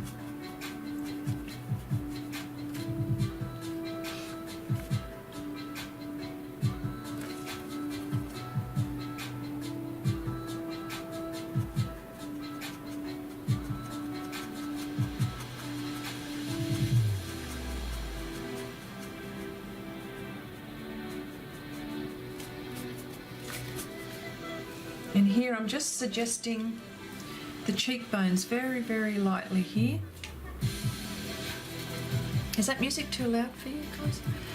I stretch, Ramel says, I stretch Canson Mitont when I'm doing underpaintings, but it loses some tooth. Oh, okay. I prefer oils. Watercolour is difficult to control. Got to go with the flow with watercolours, absolutely. But you know what I like to do? I like to paint tightly with watercolours too. I've seen some beautiful artwork where people have painted not loosely, very tightly. And I want to learn how to do that, but that takes a lot of practice, yeah. Oh, thanks, Tamara. You like my pink card, did you? Yeah. Now, I need practice, all right? Need practice. But I'll get there. I'll get there.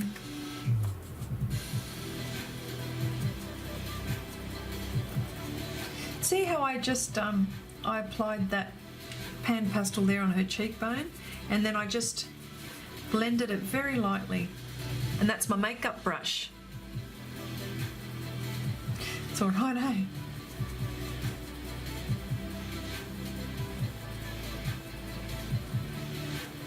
Just can't get over it.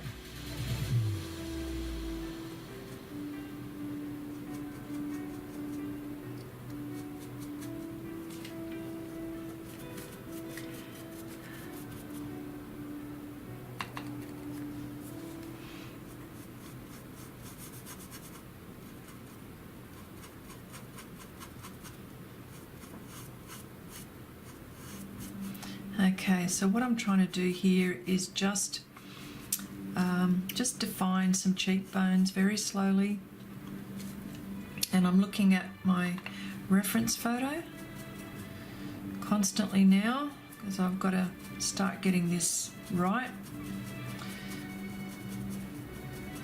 Concentrating on the chat as well, so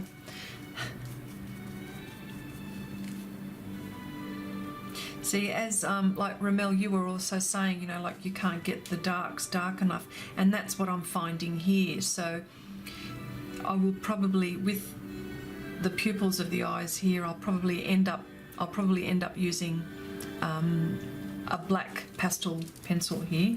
So, but I hardly use it. I can tell you that. So here, yeah, just looking at.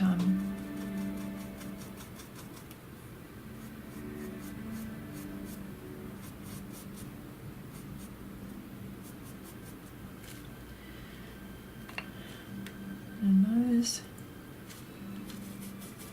There's a bit of highlight here around her nose and her. Just got to get that right. I think I need something smaller.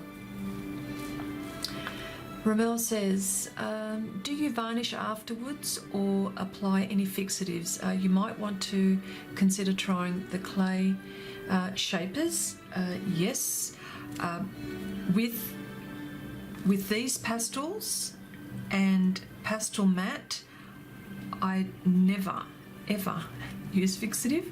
You don't need it. It is fantastic because for this, the Pastelmat has got an adhesive quality about it, and when you apply the pastels, they stick. So I haven't had that problem. And pastel shapers, funny you should say, they're always around me, but I never use them. Here they are. I rarely use them. Yeah, there they are. There's some, and I've got some thinner ones as well somewhere. Where are they? Oh yeah, here we go. There they go. So they're all close. They're all close by. But yeah, I haven't needed to use them. But they're fantastic tools, aren't they? Oh, they're terrific.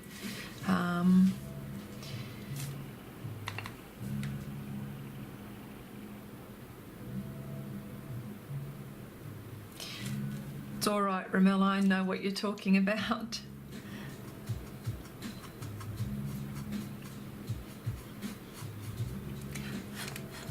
With oil paintings I varnish though, when I get around to painting oil paintings.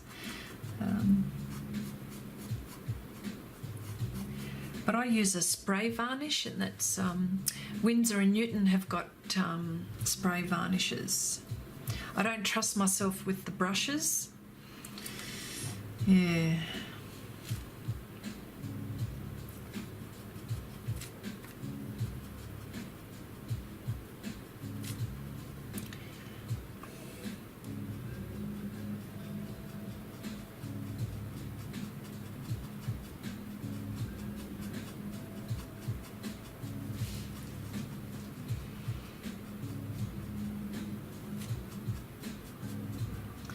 There we go, she's starting to look something.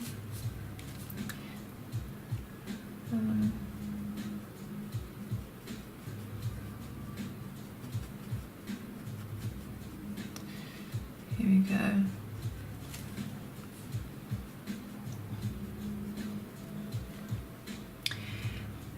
Ramel says the pastel shapers tend to crush the tooth of the paper.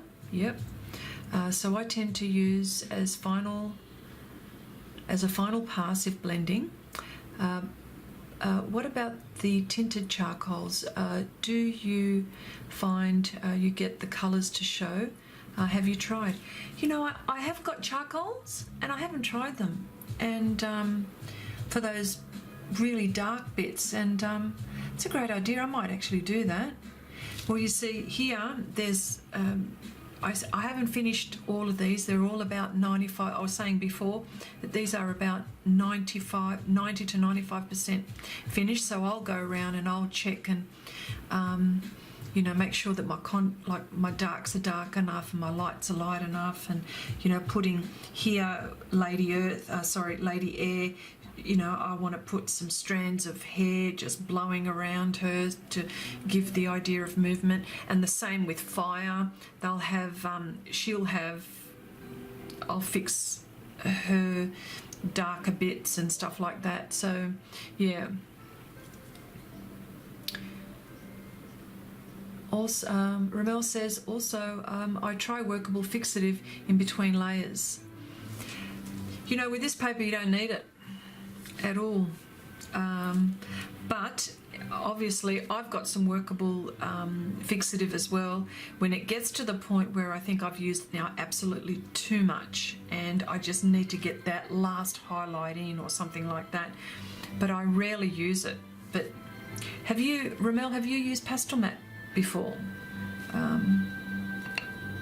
Can you get it where you are?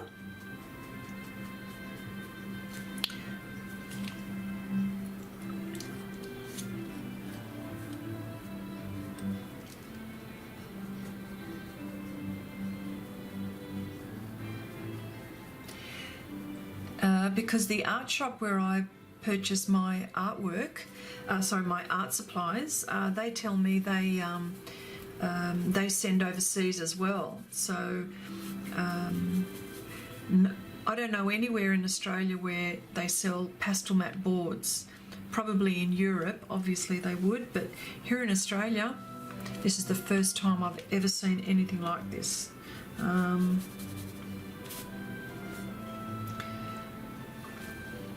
Yeah.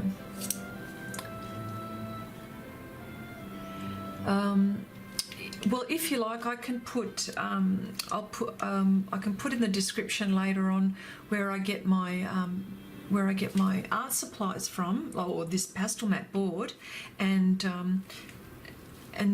they can send overseas if that's something useful for you, because not everybody can get it. It's not that easy to get sometimes.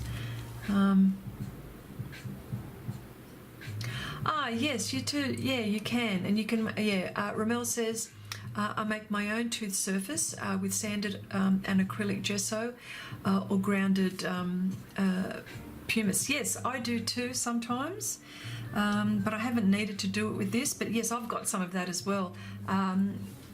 Schminky have got a very nice one. Colourfix have got a very nice one, which is the ground. Who else have I got? Just trying to see who else I've got there. Yeah, they're the ones that I can. Oh, and I think Golden have got some as well. Oh, geez, I've got some more. Well, you see, I'm a hoarder of art supplies. Is there any wonder I can't remember what I've got and what I haven't got? I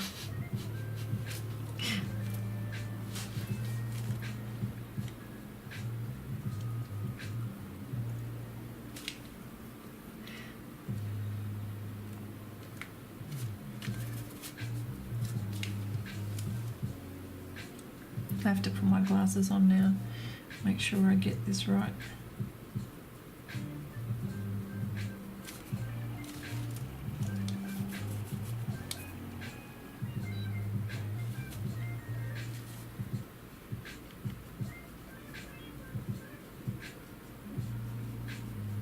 This bit's supposed to be really dark here.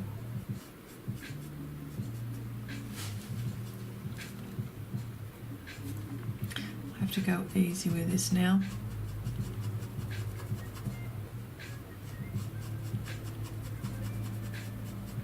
As you can see, it's taking a while to do, and I will spend a long time on this.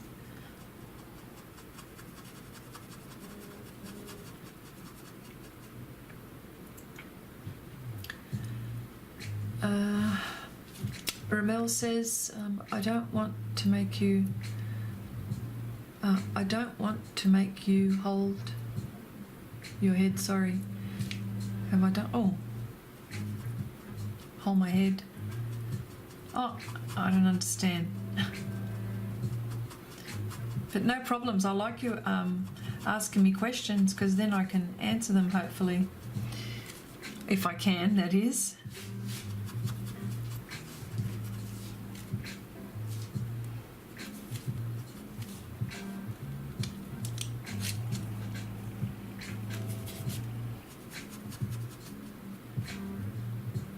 Have to fix her lips, she's not right.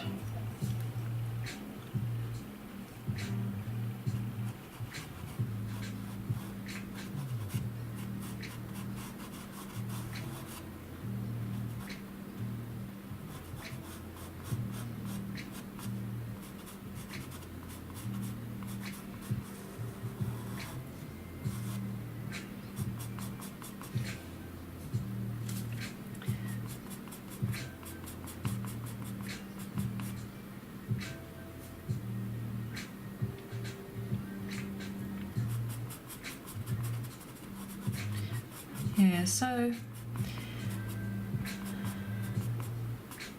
I'll get there eventually. They're tormenting me, these lips.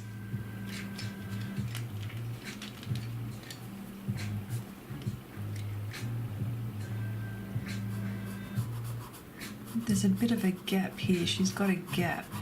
And it's only slight. She's only slightly got her mouth open. I'm not sure if I will get that.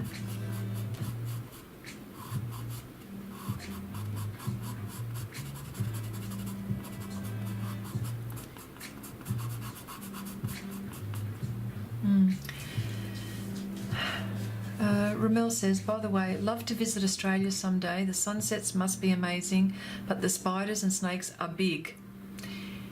Did you know? Yes, well, it's springtime here, and today our spring, I think the weather forecast here is about, they're saying about in the 30s, in the low 30s. But as far as spiders and snakes, we not only have venomous snakes, venomous spiders, we have crocodiles, we have sharks. Have I missed something? You know, yeah, crocodiles, spiders, snakes, jellyfish, because some of them are, oh, just, you know, the list is, the list, I can go on, but so long as you know where they are, you won't go near those places.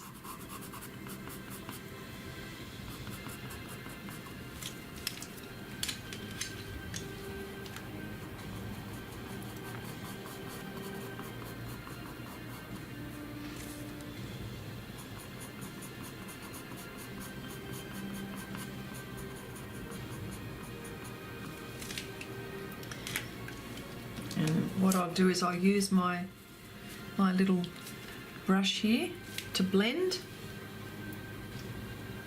Nanette says, oh sorry, Ramel, I'm from Trinidad.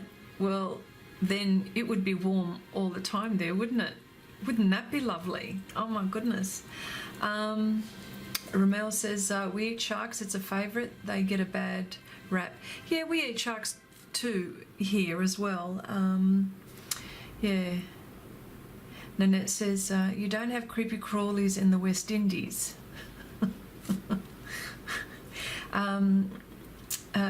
Ramel says, Jaws should have been made in Australia. Absolutely. They are monsters here, the great whites. Oh.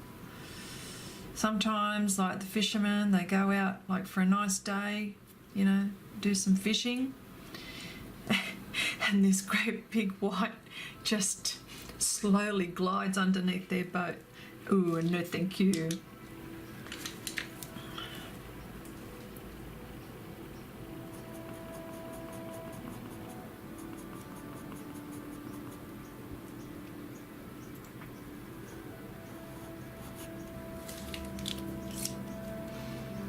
Yeah. Oh.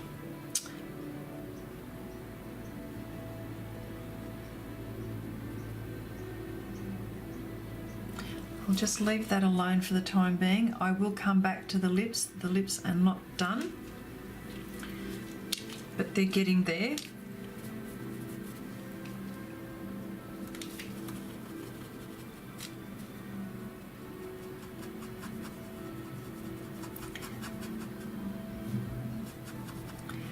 So this is where I start now to pay attention to where my lights are and start to get things right with her face.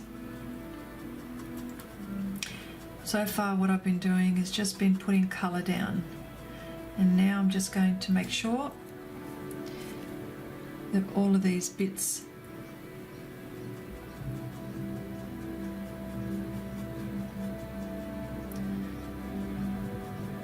I know this is a bit of a boring bit for you guys, but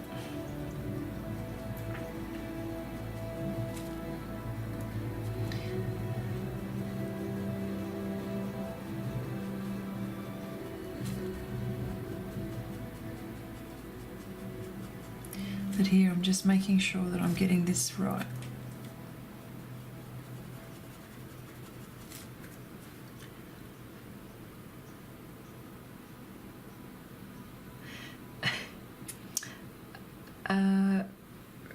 Ramel says, George, sorry, Nanette says, one thing I'm jealous of is the wombats. I think they're so cute. Oh, they are adorable, aren't they? I mean, they roam around, not in my area, but if you go driving towards certain areas in the bush, they're just, you know, they cross the road, you know, and we've got signs all over the place, you know, kangaroos and wombats are in the area.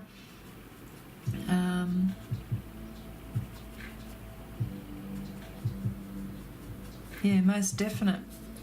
They are, aren't they?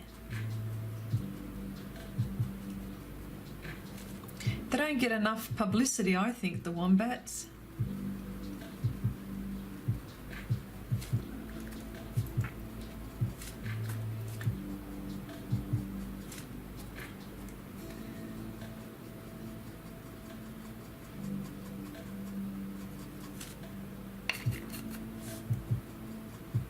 So this is what now when I'm starting to put more pastel.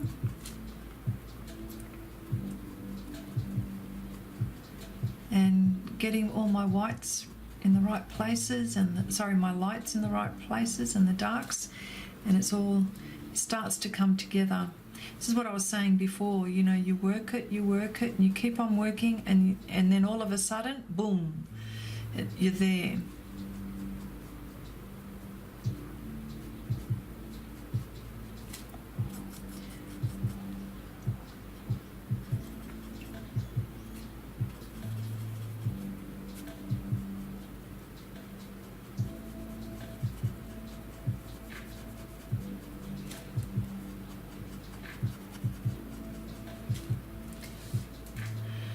Ramel says, yes, it is warm all the time. We do have some creepy crawlies.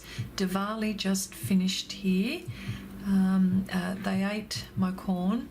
It's nice to be able to interact with someone from a different perspective. Yes, it is. Diwali, is that... Can you please explain to me Diwali?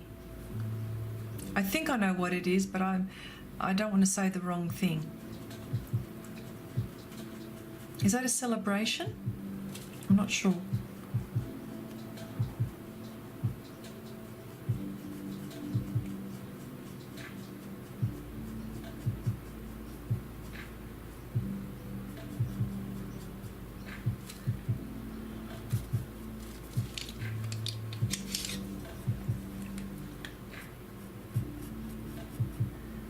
So, getting the nose here, the nostril.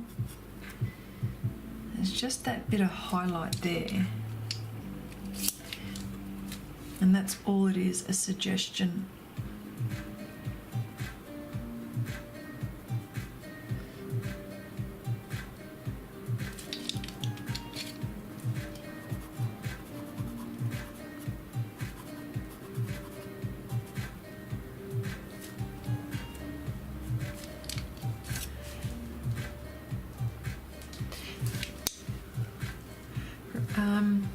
Indian New Year, I thought it might have been, yeah. Ramel says, oh, what was that? I would love to have, sorry. Nanette says, I would love to have one as a pet. My Aussie friend is trying to discourage me. Okay. Ramel says, koalas are meaner than sharks. Yes, they are horrible sometimes. That is so true. They look cuddly, but don't mess with them. They hide in trees and then boom, cuteness attack. That's exactly right. That's exactly how it is, Ramel. Yes, Indian New Year. Okay, Diwali is the new year for Hindu persons. I follow the representation of light over dark and follows the story of Ramaya. Explain Ramaya. Hopefully I'm pronouncing these things correctly.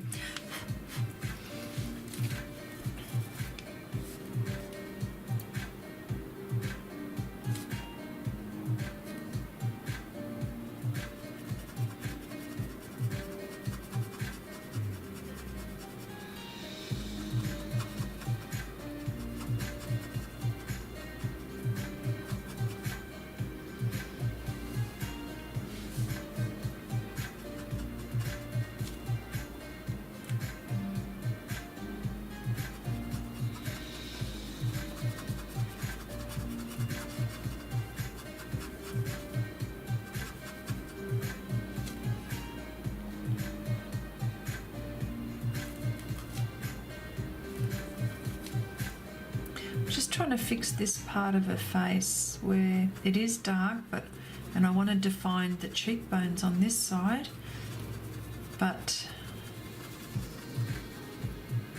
make it warm.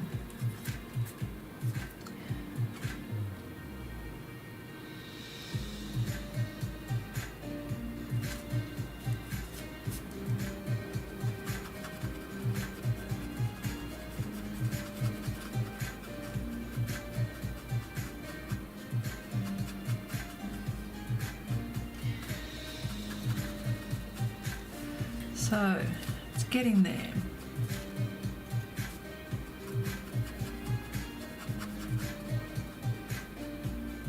So what I'll do is I'll go in and I'll define the eyes, because she's looking down at this. That's what she's looking down at.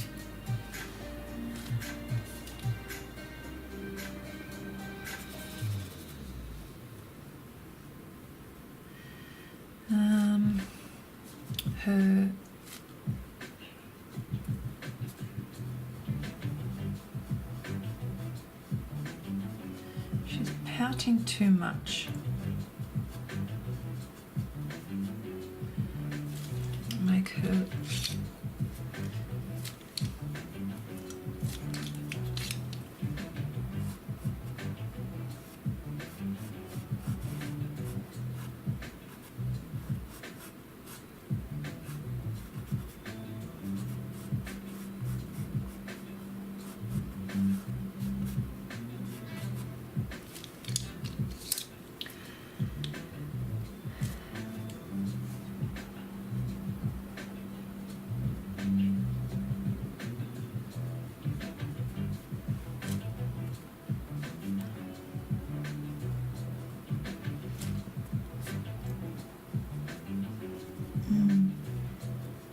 So these lips are going to kill me.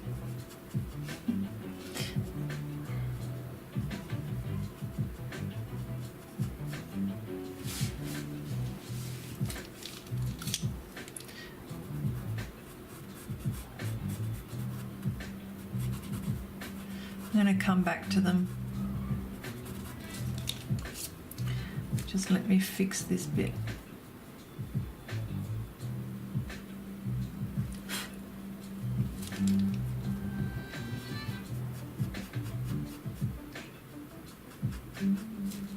I think this bit here is a bit dark.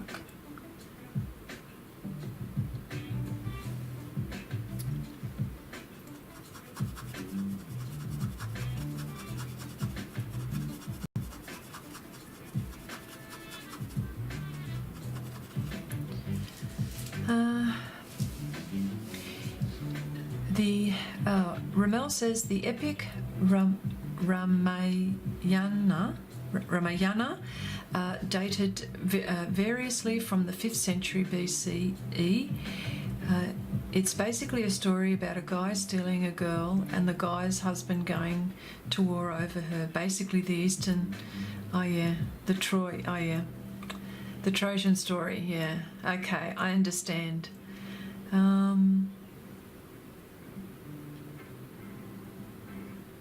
Girl's husband, okay. Wow. So much culture, isn't it?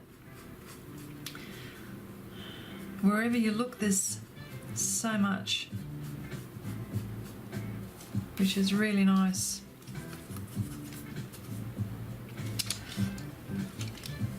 I'm going to see if I can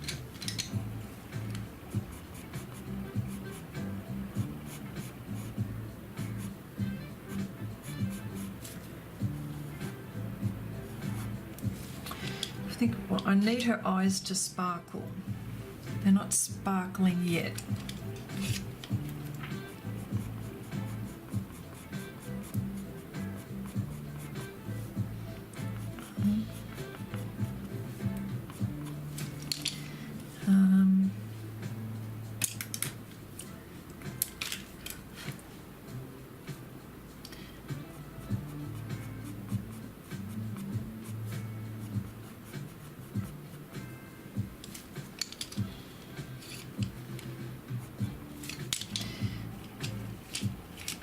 Sorry, I've just gone a little bit quiet because I was just trying to concentrate on getting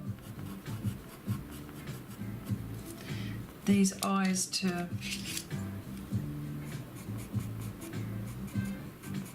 all takes time, doesn't it?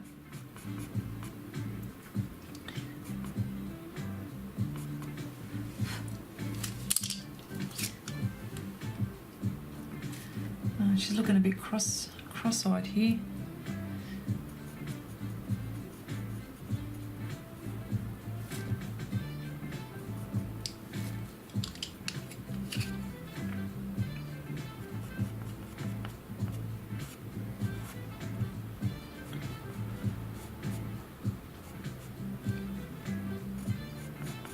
There we go.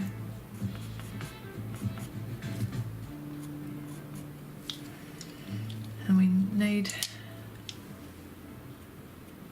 just a touch there and more here than there.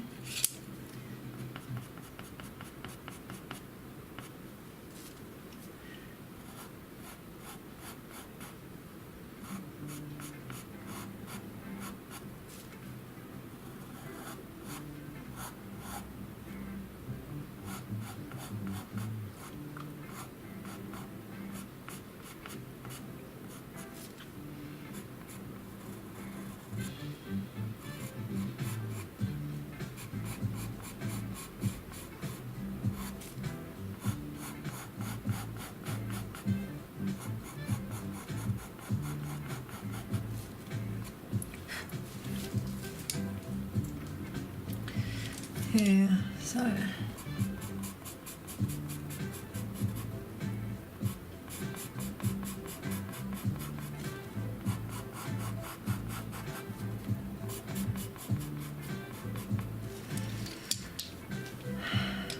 think we're getting there with this now. I need a gold pen. There you go, look, there's Derwents. You watch how scratchy they'll be.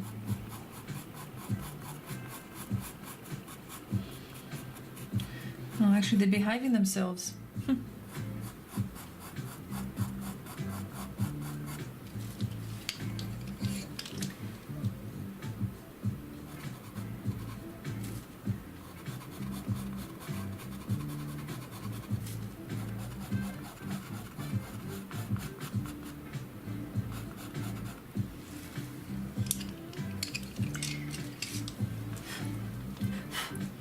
This lady, she's got quite a bit of bling on, so I want to give her all of that.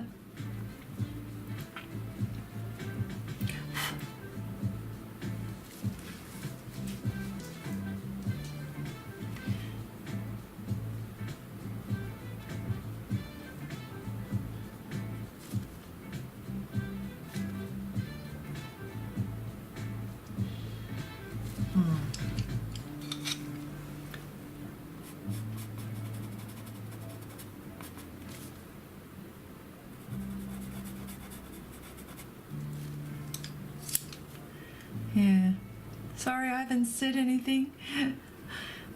Ramel says, listening to you makes me want to get Bovril or Vegemite. Bovril person myself though. Which camp are you in? Vegemite. Hands down Vegemite. Nanette, you don't like? What's wrong with Vegemite? You're only supposed to lightly spread it on, say for example, on a slice of bread or a cracker or something like that. But yes, I know I know that there's a lot of people in the States that don't really like that, and I think in the UK they're into Marmite, I think. But yeah, so Ramel, you guys have got Vegemite over there, which is fantastic. I've got the hugest jar. There is never a time when I don't have Vegemite.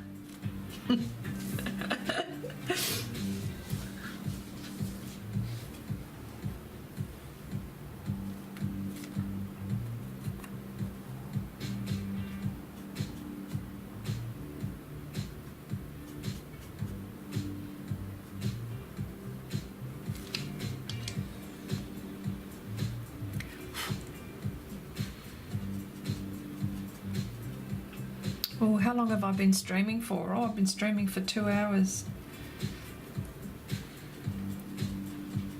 Am I still not boring you guys?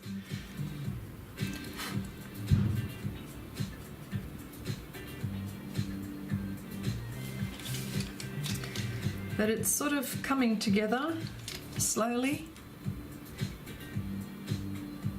Actually, I need a different colour here. Flesh.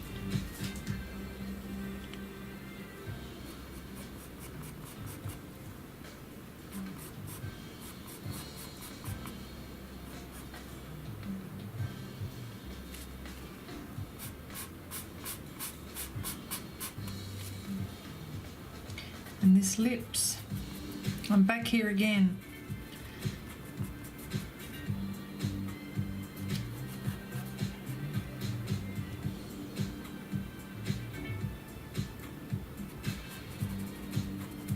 Just a touch.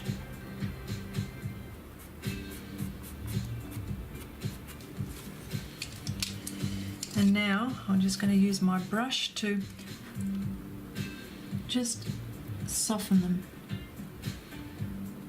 and soften that area there.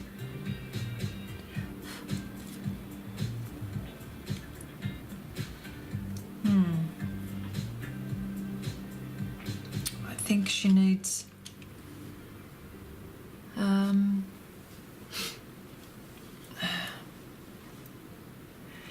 Nanette says, the first time I tried it, someone made me eat a spoonful. No wonder you gagged. I'd gag too. Not bored, but I might have to go out for more wine. Fantastic. Ramel says they have Vegemite and Bovril, but it's expensive, but I love it. I'm studying programming as you speak. So you are not boring. Thank you for that. And I just love to hear a different accent. Can you understand me? That's the problem, because I think we talk too fast, or I don't know. You can just leave those lips alone, can you? You just can't leave those lips. I know I can't. They're driving me nuts. I'm looking at it and I'm going, nah. I will have to leave those lips and just come back to it. I have to. Then it says eels. I'd rather eat a spoonful. Eels? I'd rather eat a spoonful of it. Oh, sorry, I missed this. Ramel says the Americans need to try a fried Mars bar or pickled eels. Eels? That's living or strumming. Yes, eels. Have to go with Nanette on this one, Ramel. I don't know about that.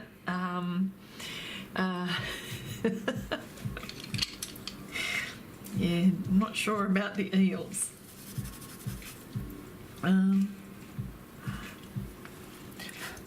Another accent. Oh. Yes. My accent, I'm not quite sure. I mean, obviously, of course, it's an Aussie accent, but it's what is it?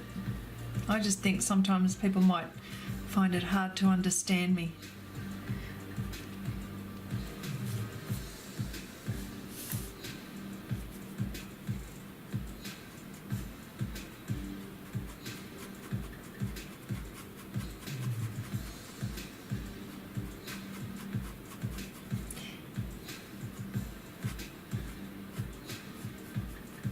See, this is where I was talking about before, where it'll get to the point where you'll put quite a lot of pastel on your paper and then you won't be able to do much. And that's why I was sort of careful to begin with.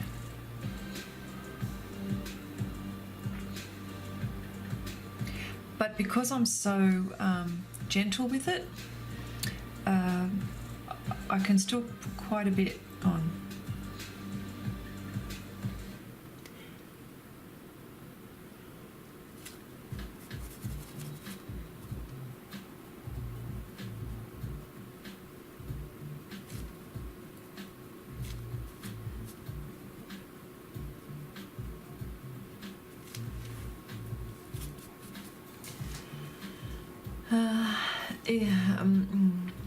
Ramel, jellied eels are an East London classic. Nanette says, not hard to understand at all, mate. Oh, fantastic.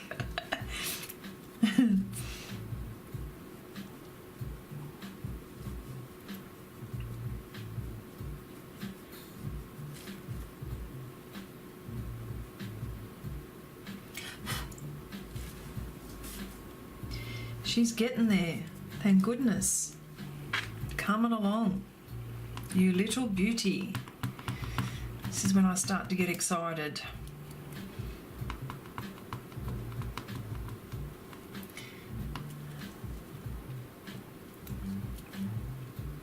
She looks so different to the others. They all look different, don't they? I like the way this one looks. I think this one, this lady, I think she's going to be the hardest one. I can tell, I can feel it. I was about to say I can feel it in my water, but I better not. Oh, wow. Okay. Yes, she's looking much better. And this is where I might have to use a bit of black. Oh, that's not black. Do you find, Ramel says, do you find using a Bristol brush on pan pastels will give you a harder edge? Well, a bristle brush. You mean like, do you mean like oil painting one, like that? This is what I was saying before. Where is it? Oh, okay. That, oh, hang on. Sorry. Oh, see that? That is soft but hard. Now that's a dumb explanation, but that's the only way I can describe it. So do you find the bristle brush on pan pastels will give you a harder edge? It will give me a more controlled, it'll be more controlled when I want to get into the edges, which I'll show you in a minute. Oil, yeah, oh okay, oil, to be honest, I haven't tried oil painting brushes. I think that they would be too hard. What you need to find is a stiff, synthetic brush that's a bit soft. That's what I think would be ideal. And it says if you put out more layers on those lips, they're going to stick out from the paper 3D. Yes, yes. So I will leave those alone for the moment. Yeah, I'm just trying to see what you guys are looking at. Yeah, if I do that, she will look like she's 3D.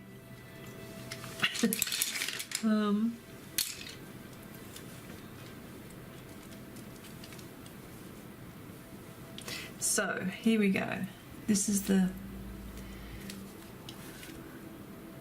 black bit, and I've got to be careful with that because it'll be really dark.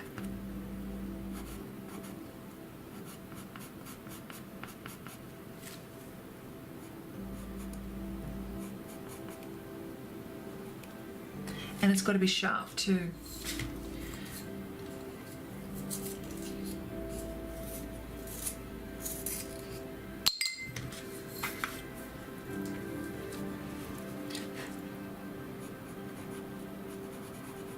So, Nanette, your Australian friend, does that person call you mate sometimes?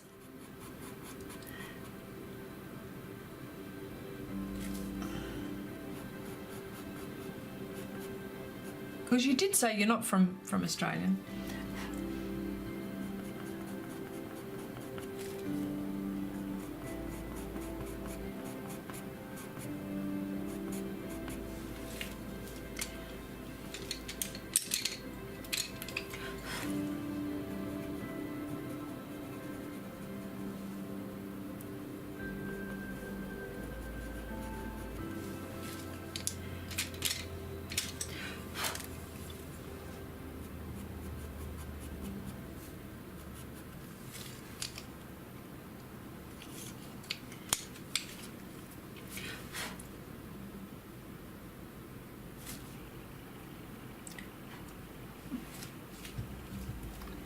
There we go. I think she's looking better. Always. Okay. Yeah. We say that all the time, mate.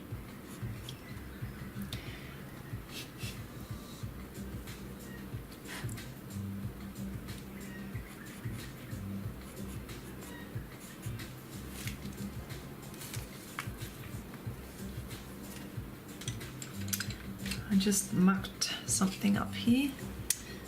Bugger.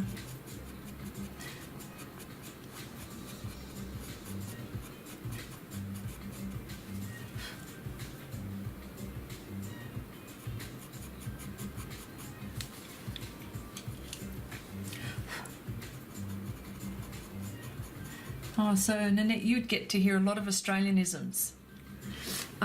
Nanette, no, I'm in the southern US, okay. Ramel says, I love the 3D layers because I love Lucien Freud's figurative work. Do you find that you can achieve an impasto effect with pastel other than the direct marks?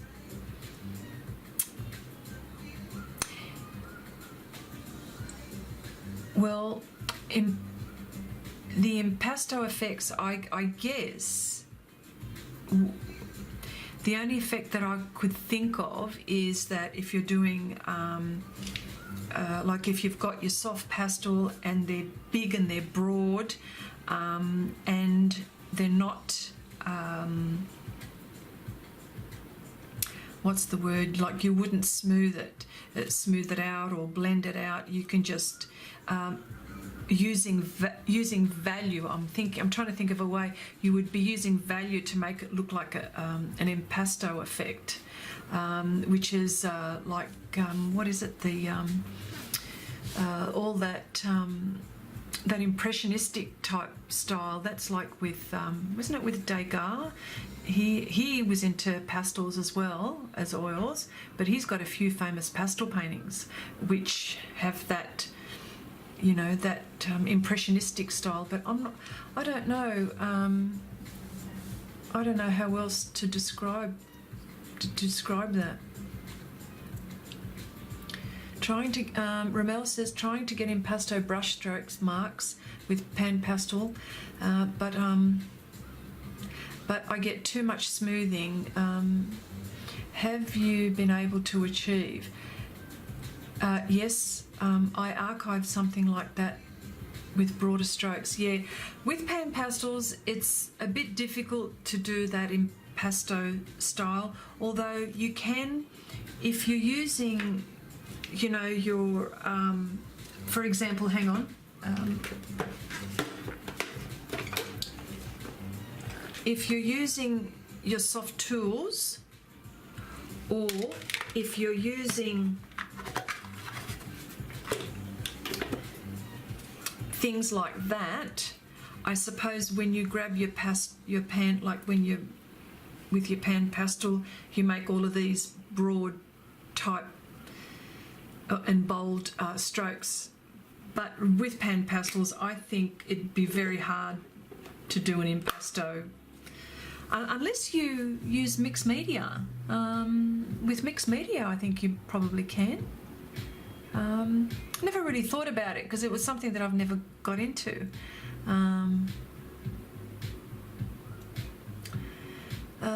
Ramel says yes. Ramel says yes. Degas.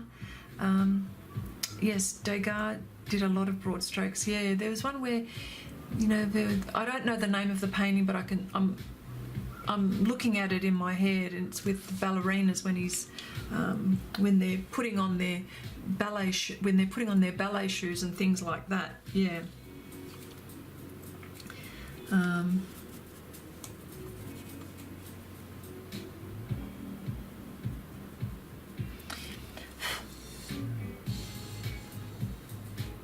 Okay.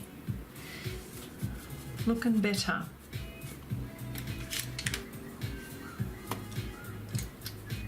And now I'm going to use something soft. I want to soften her up now.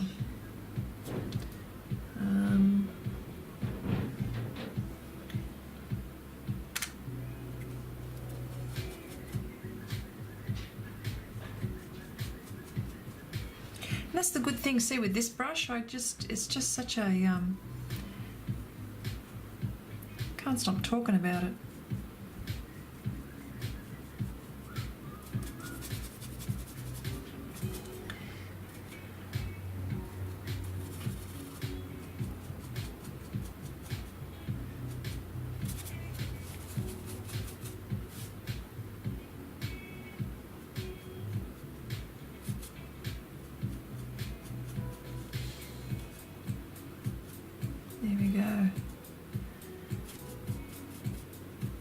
I'm just going to fix up on her nose, and I might keep on going with the rest.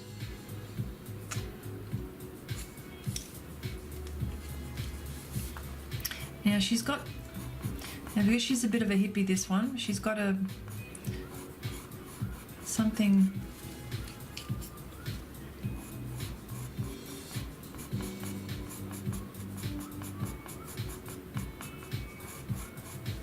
and it's like a reddy colour.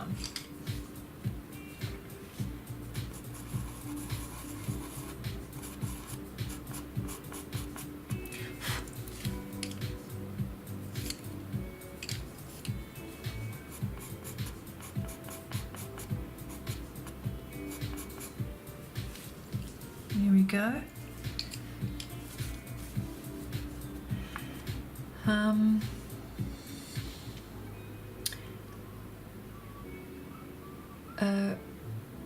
Ramel says,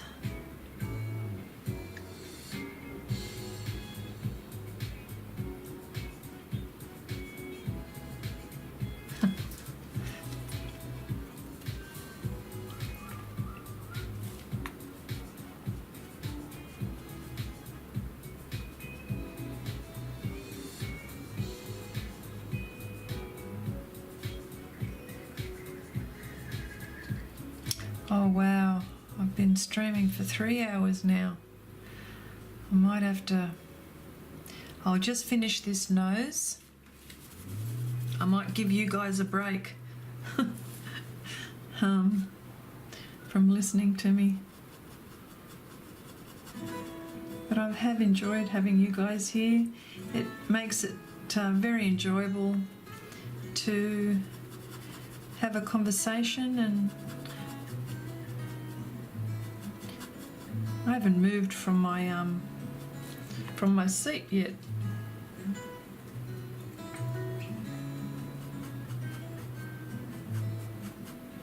Just finish a few things off here.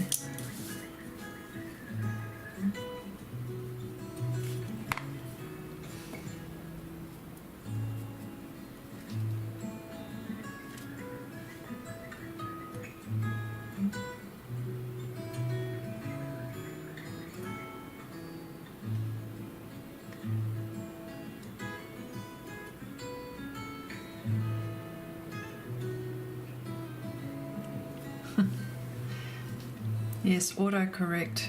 You know how many times I catch myself out and where I've sent a message and I can't grab it back because I pressed something wrong with autocorrect.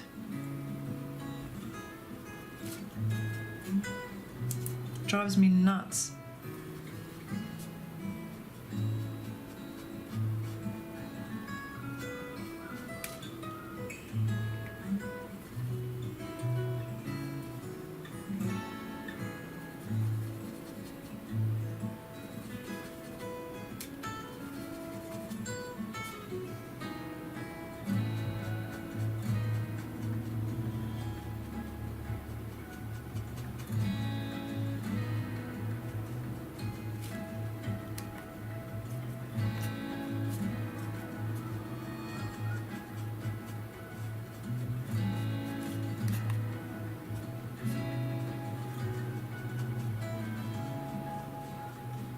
Yeah, so what I'm trying to do is just leave you guys with at least something that I've finished here, and at least it looks a little bit finished.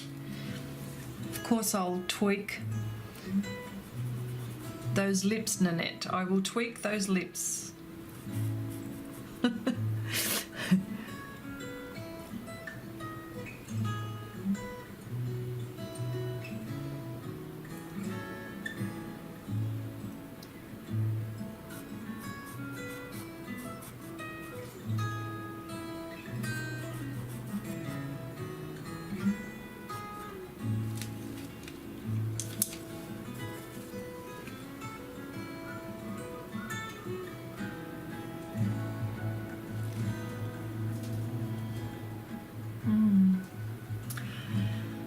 Well, I'm thinking now I might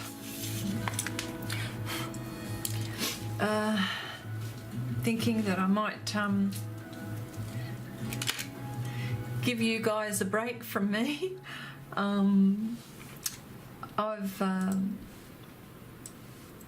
I've loved having you guys visit me while I work, and appreciate you guys watching. It's always fun, and I love to talk about art and share all of this stuff with like-minded people.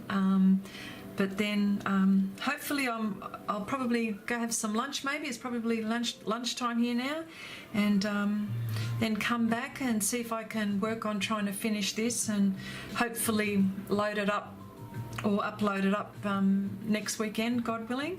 But I just wanted to say again, look, thank you very much for all your support and all the nice things that you guys say.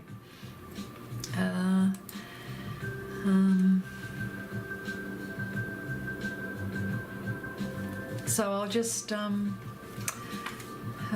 the moment, I'll just say bye for now, and signing off.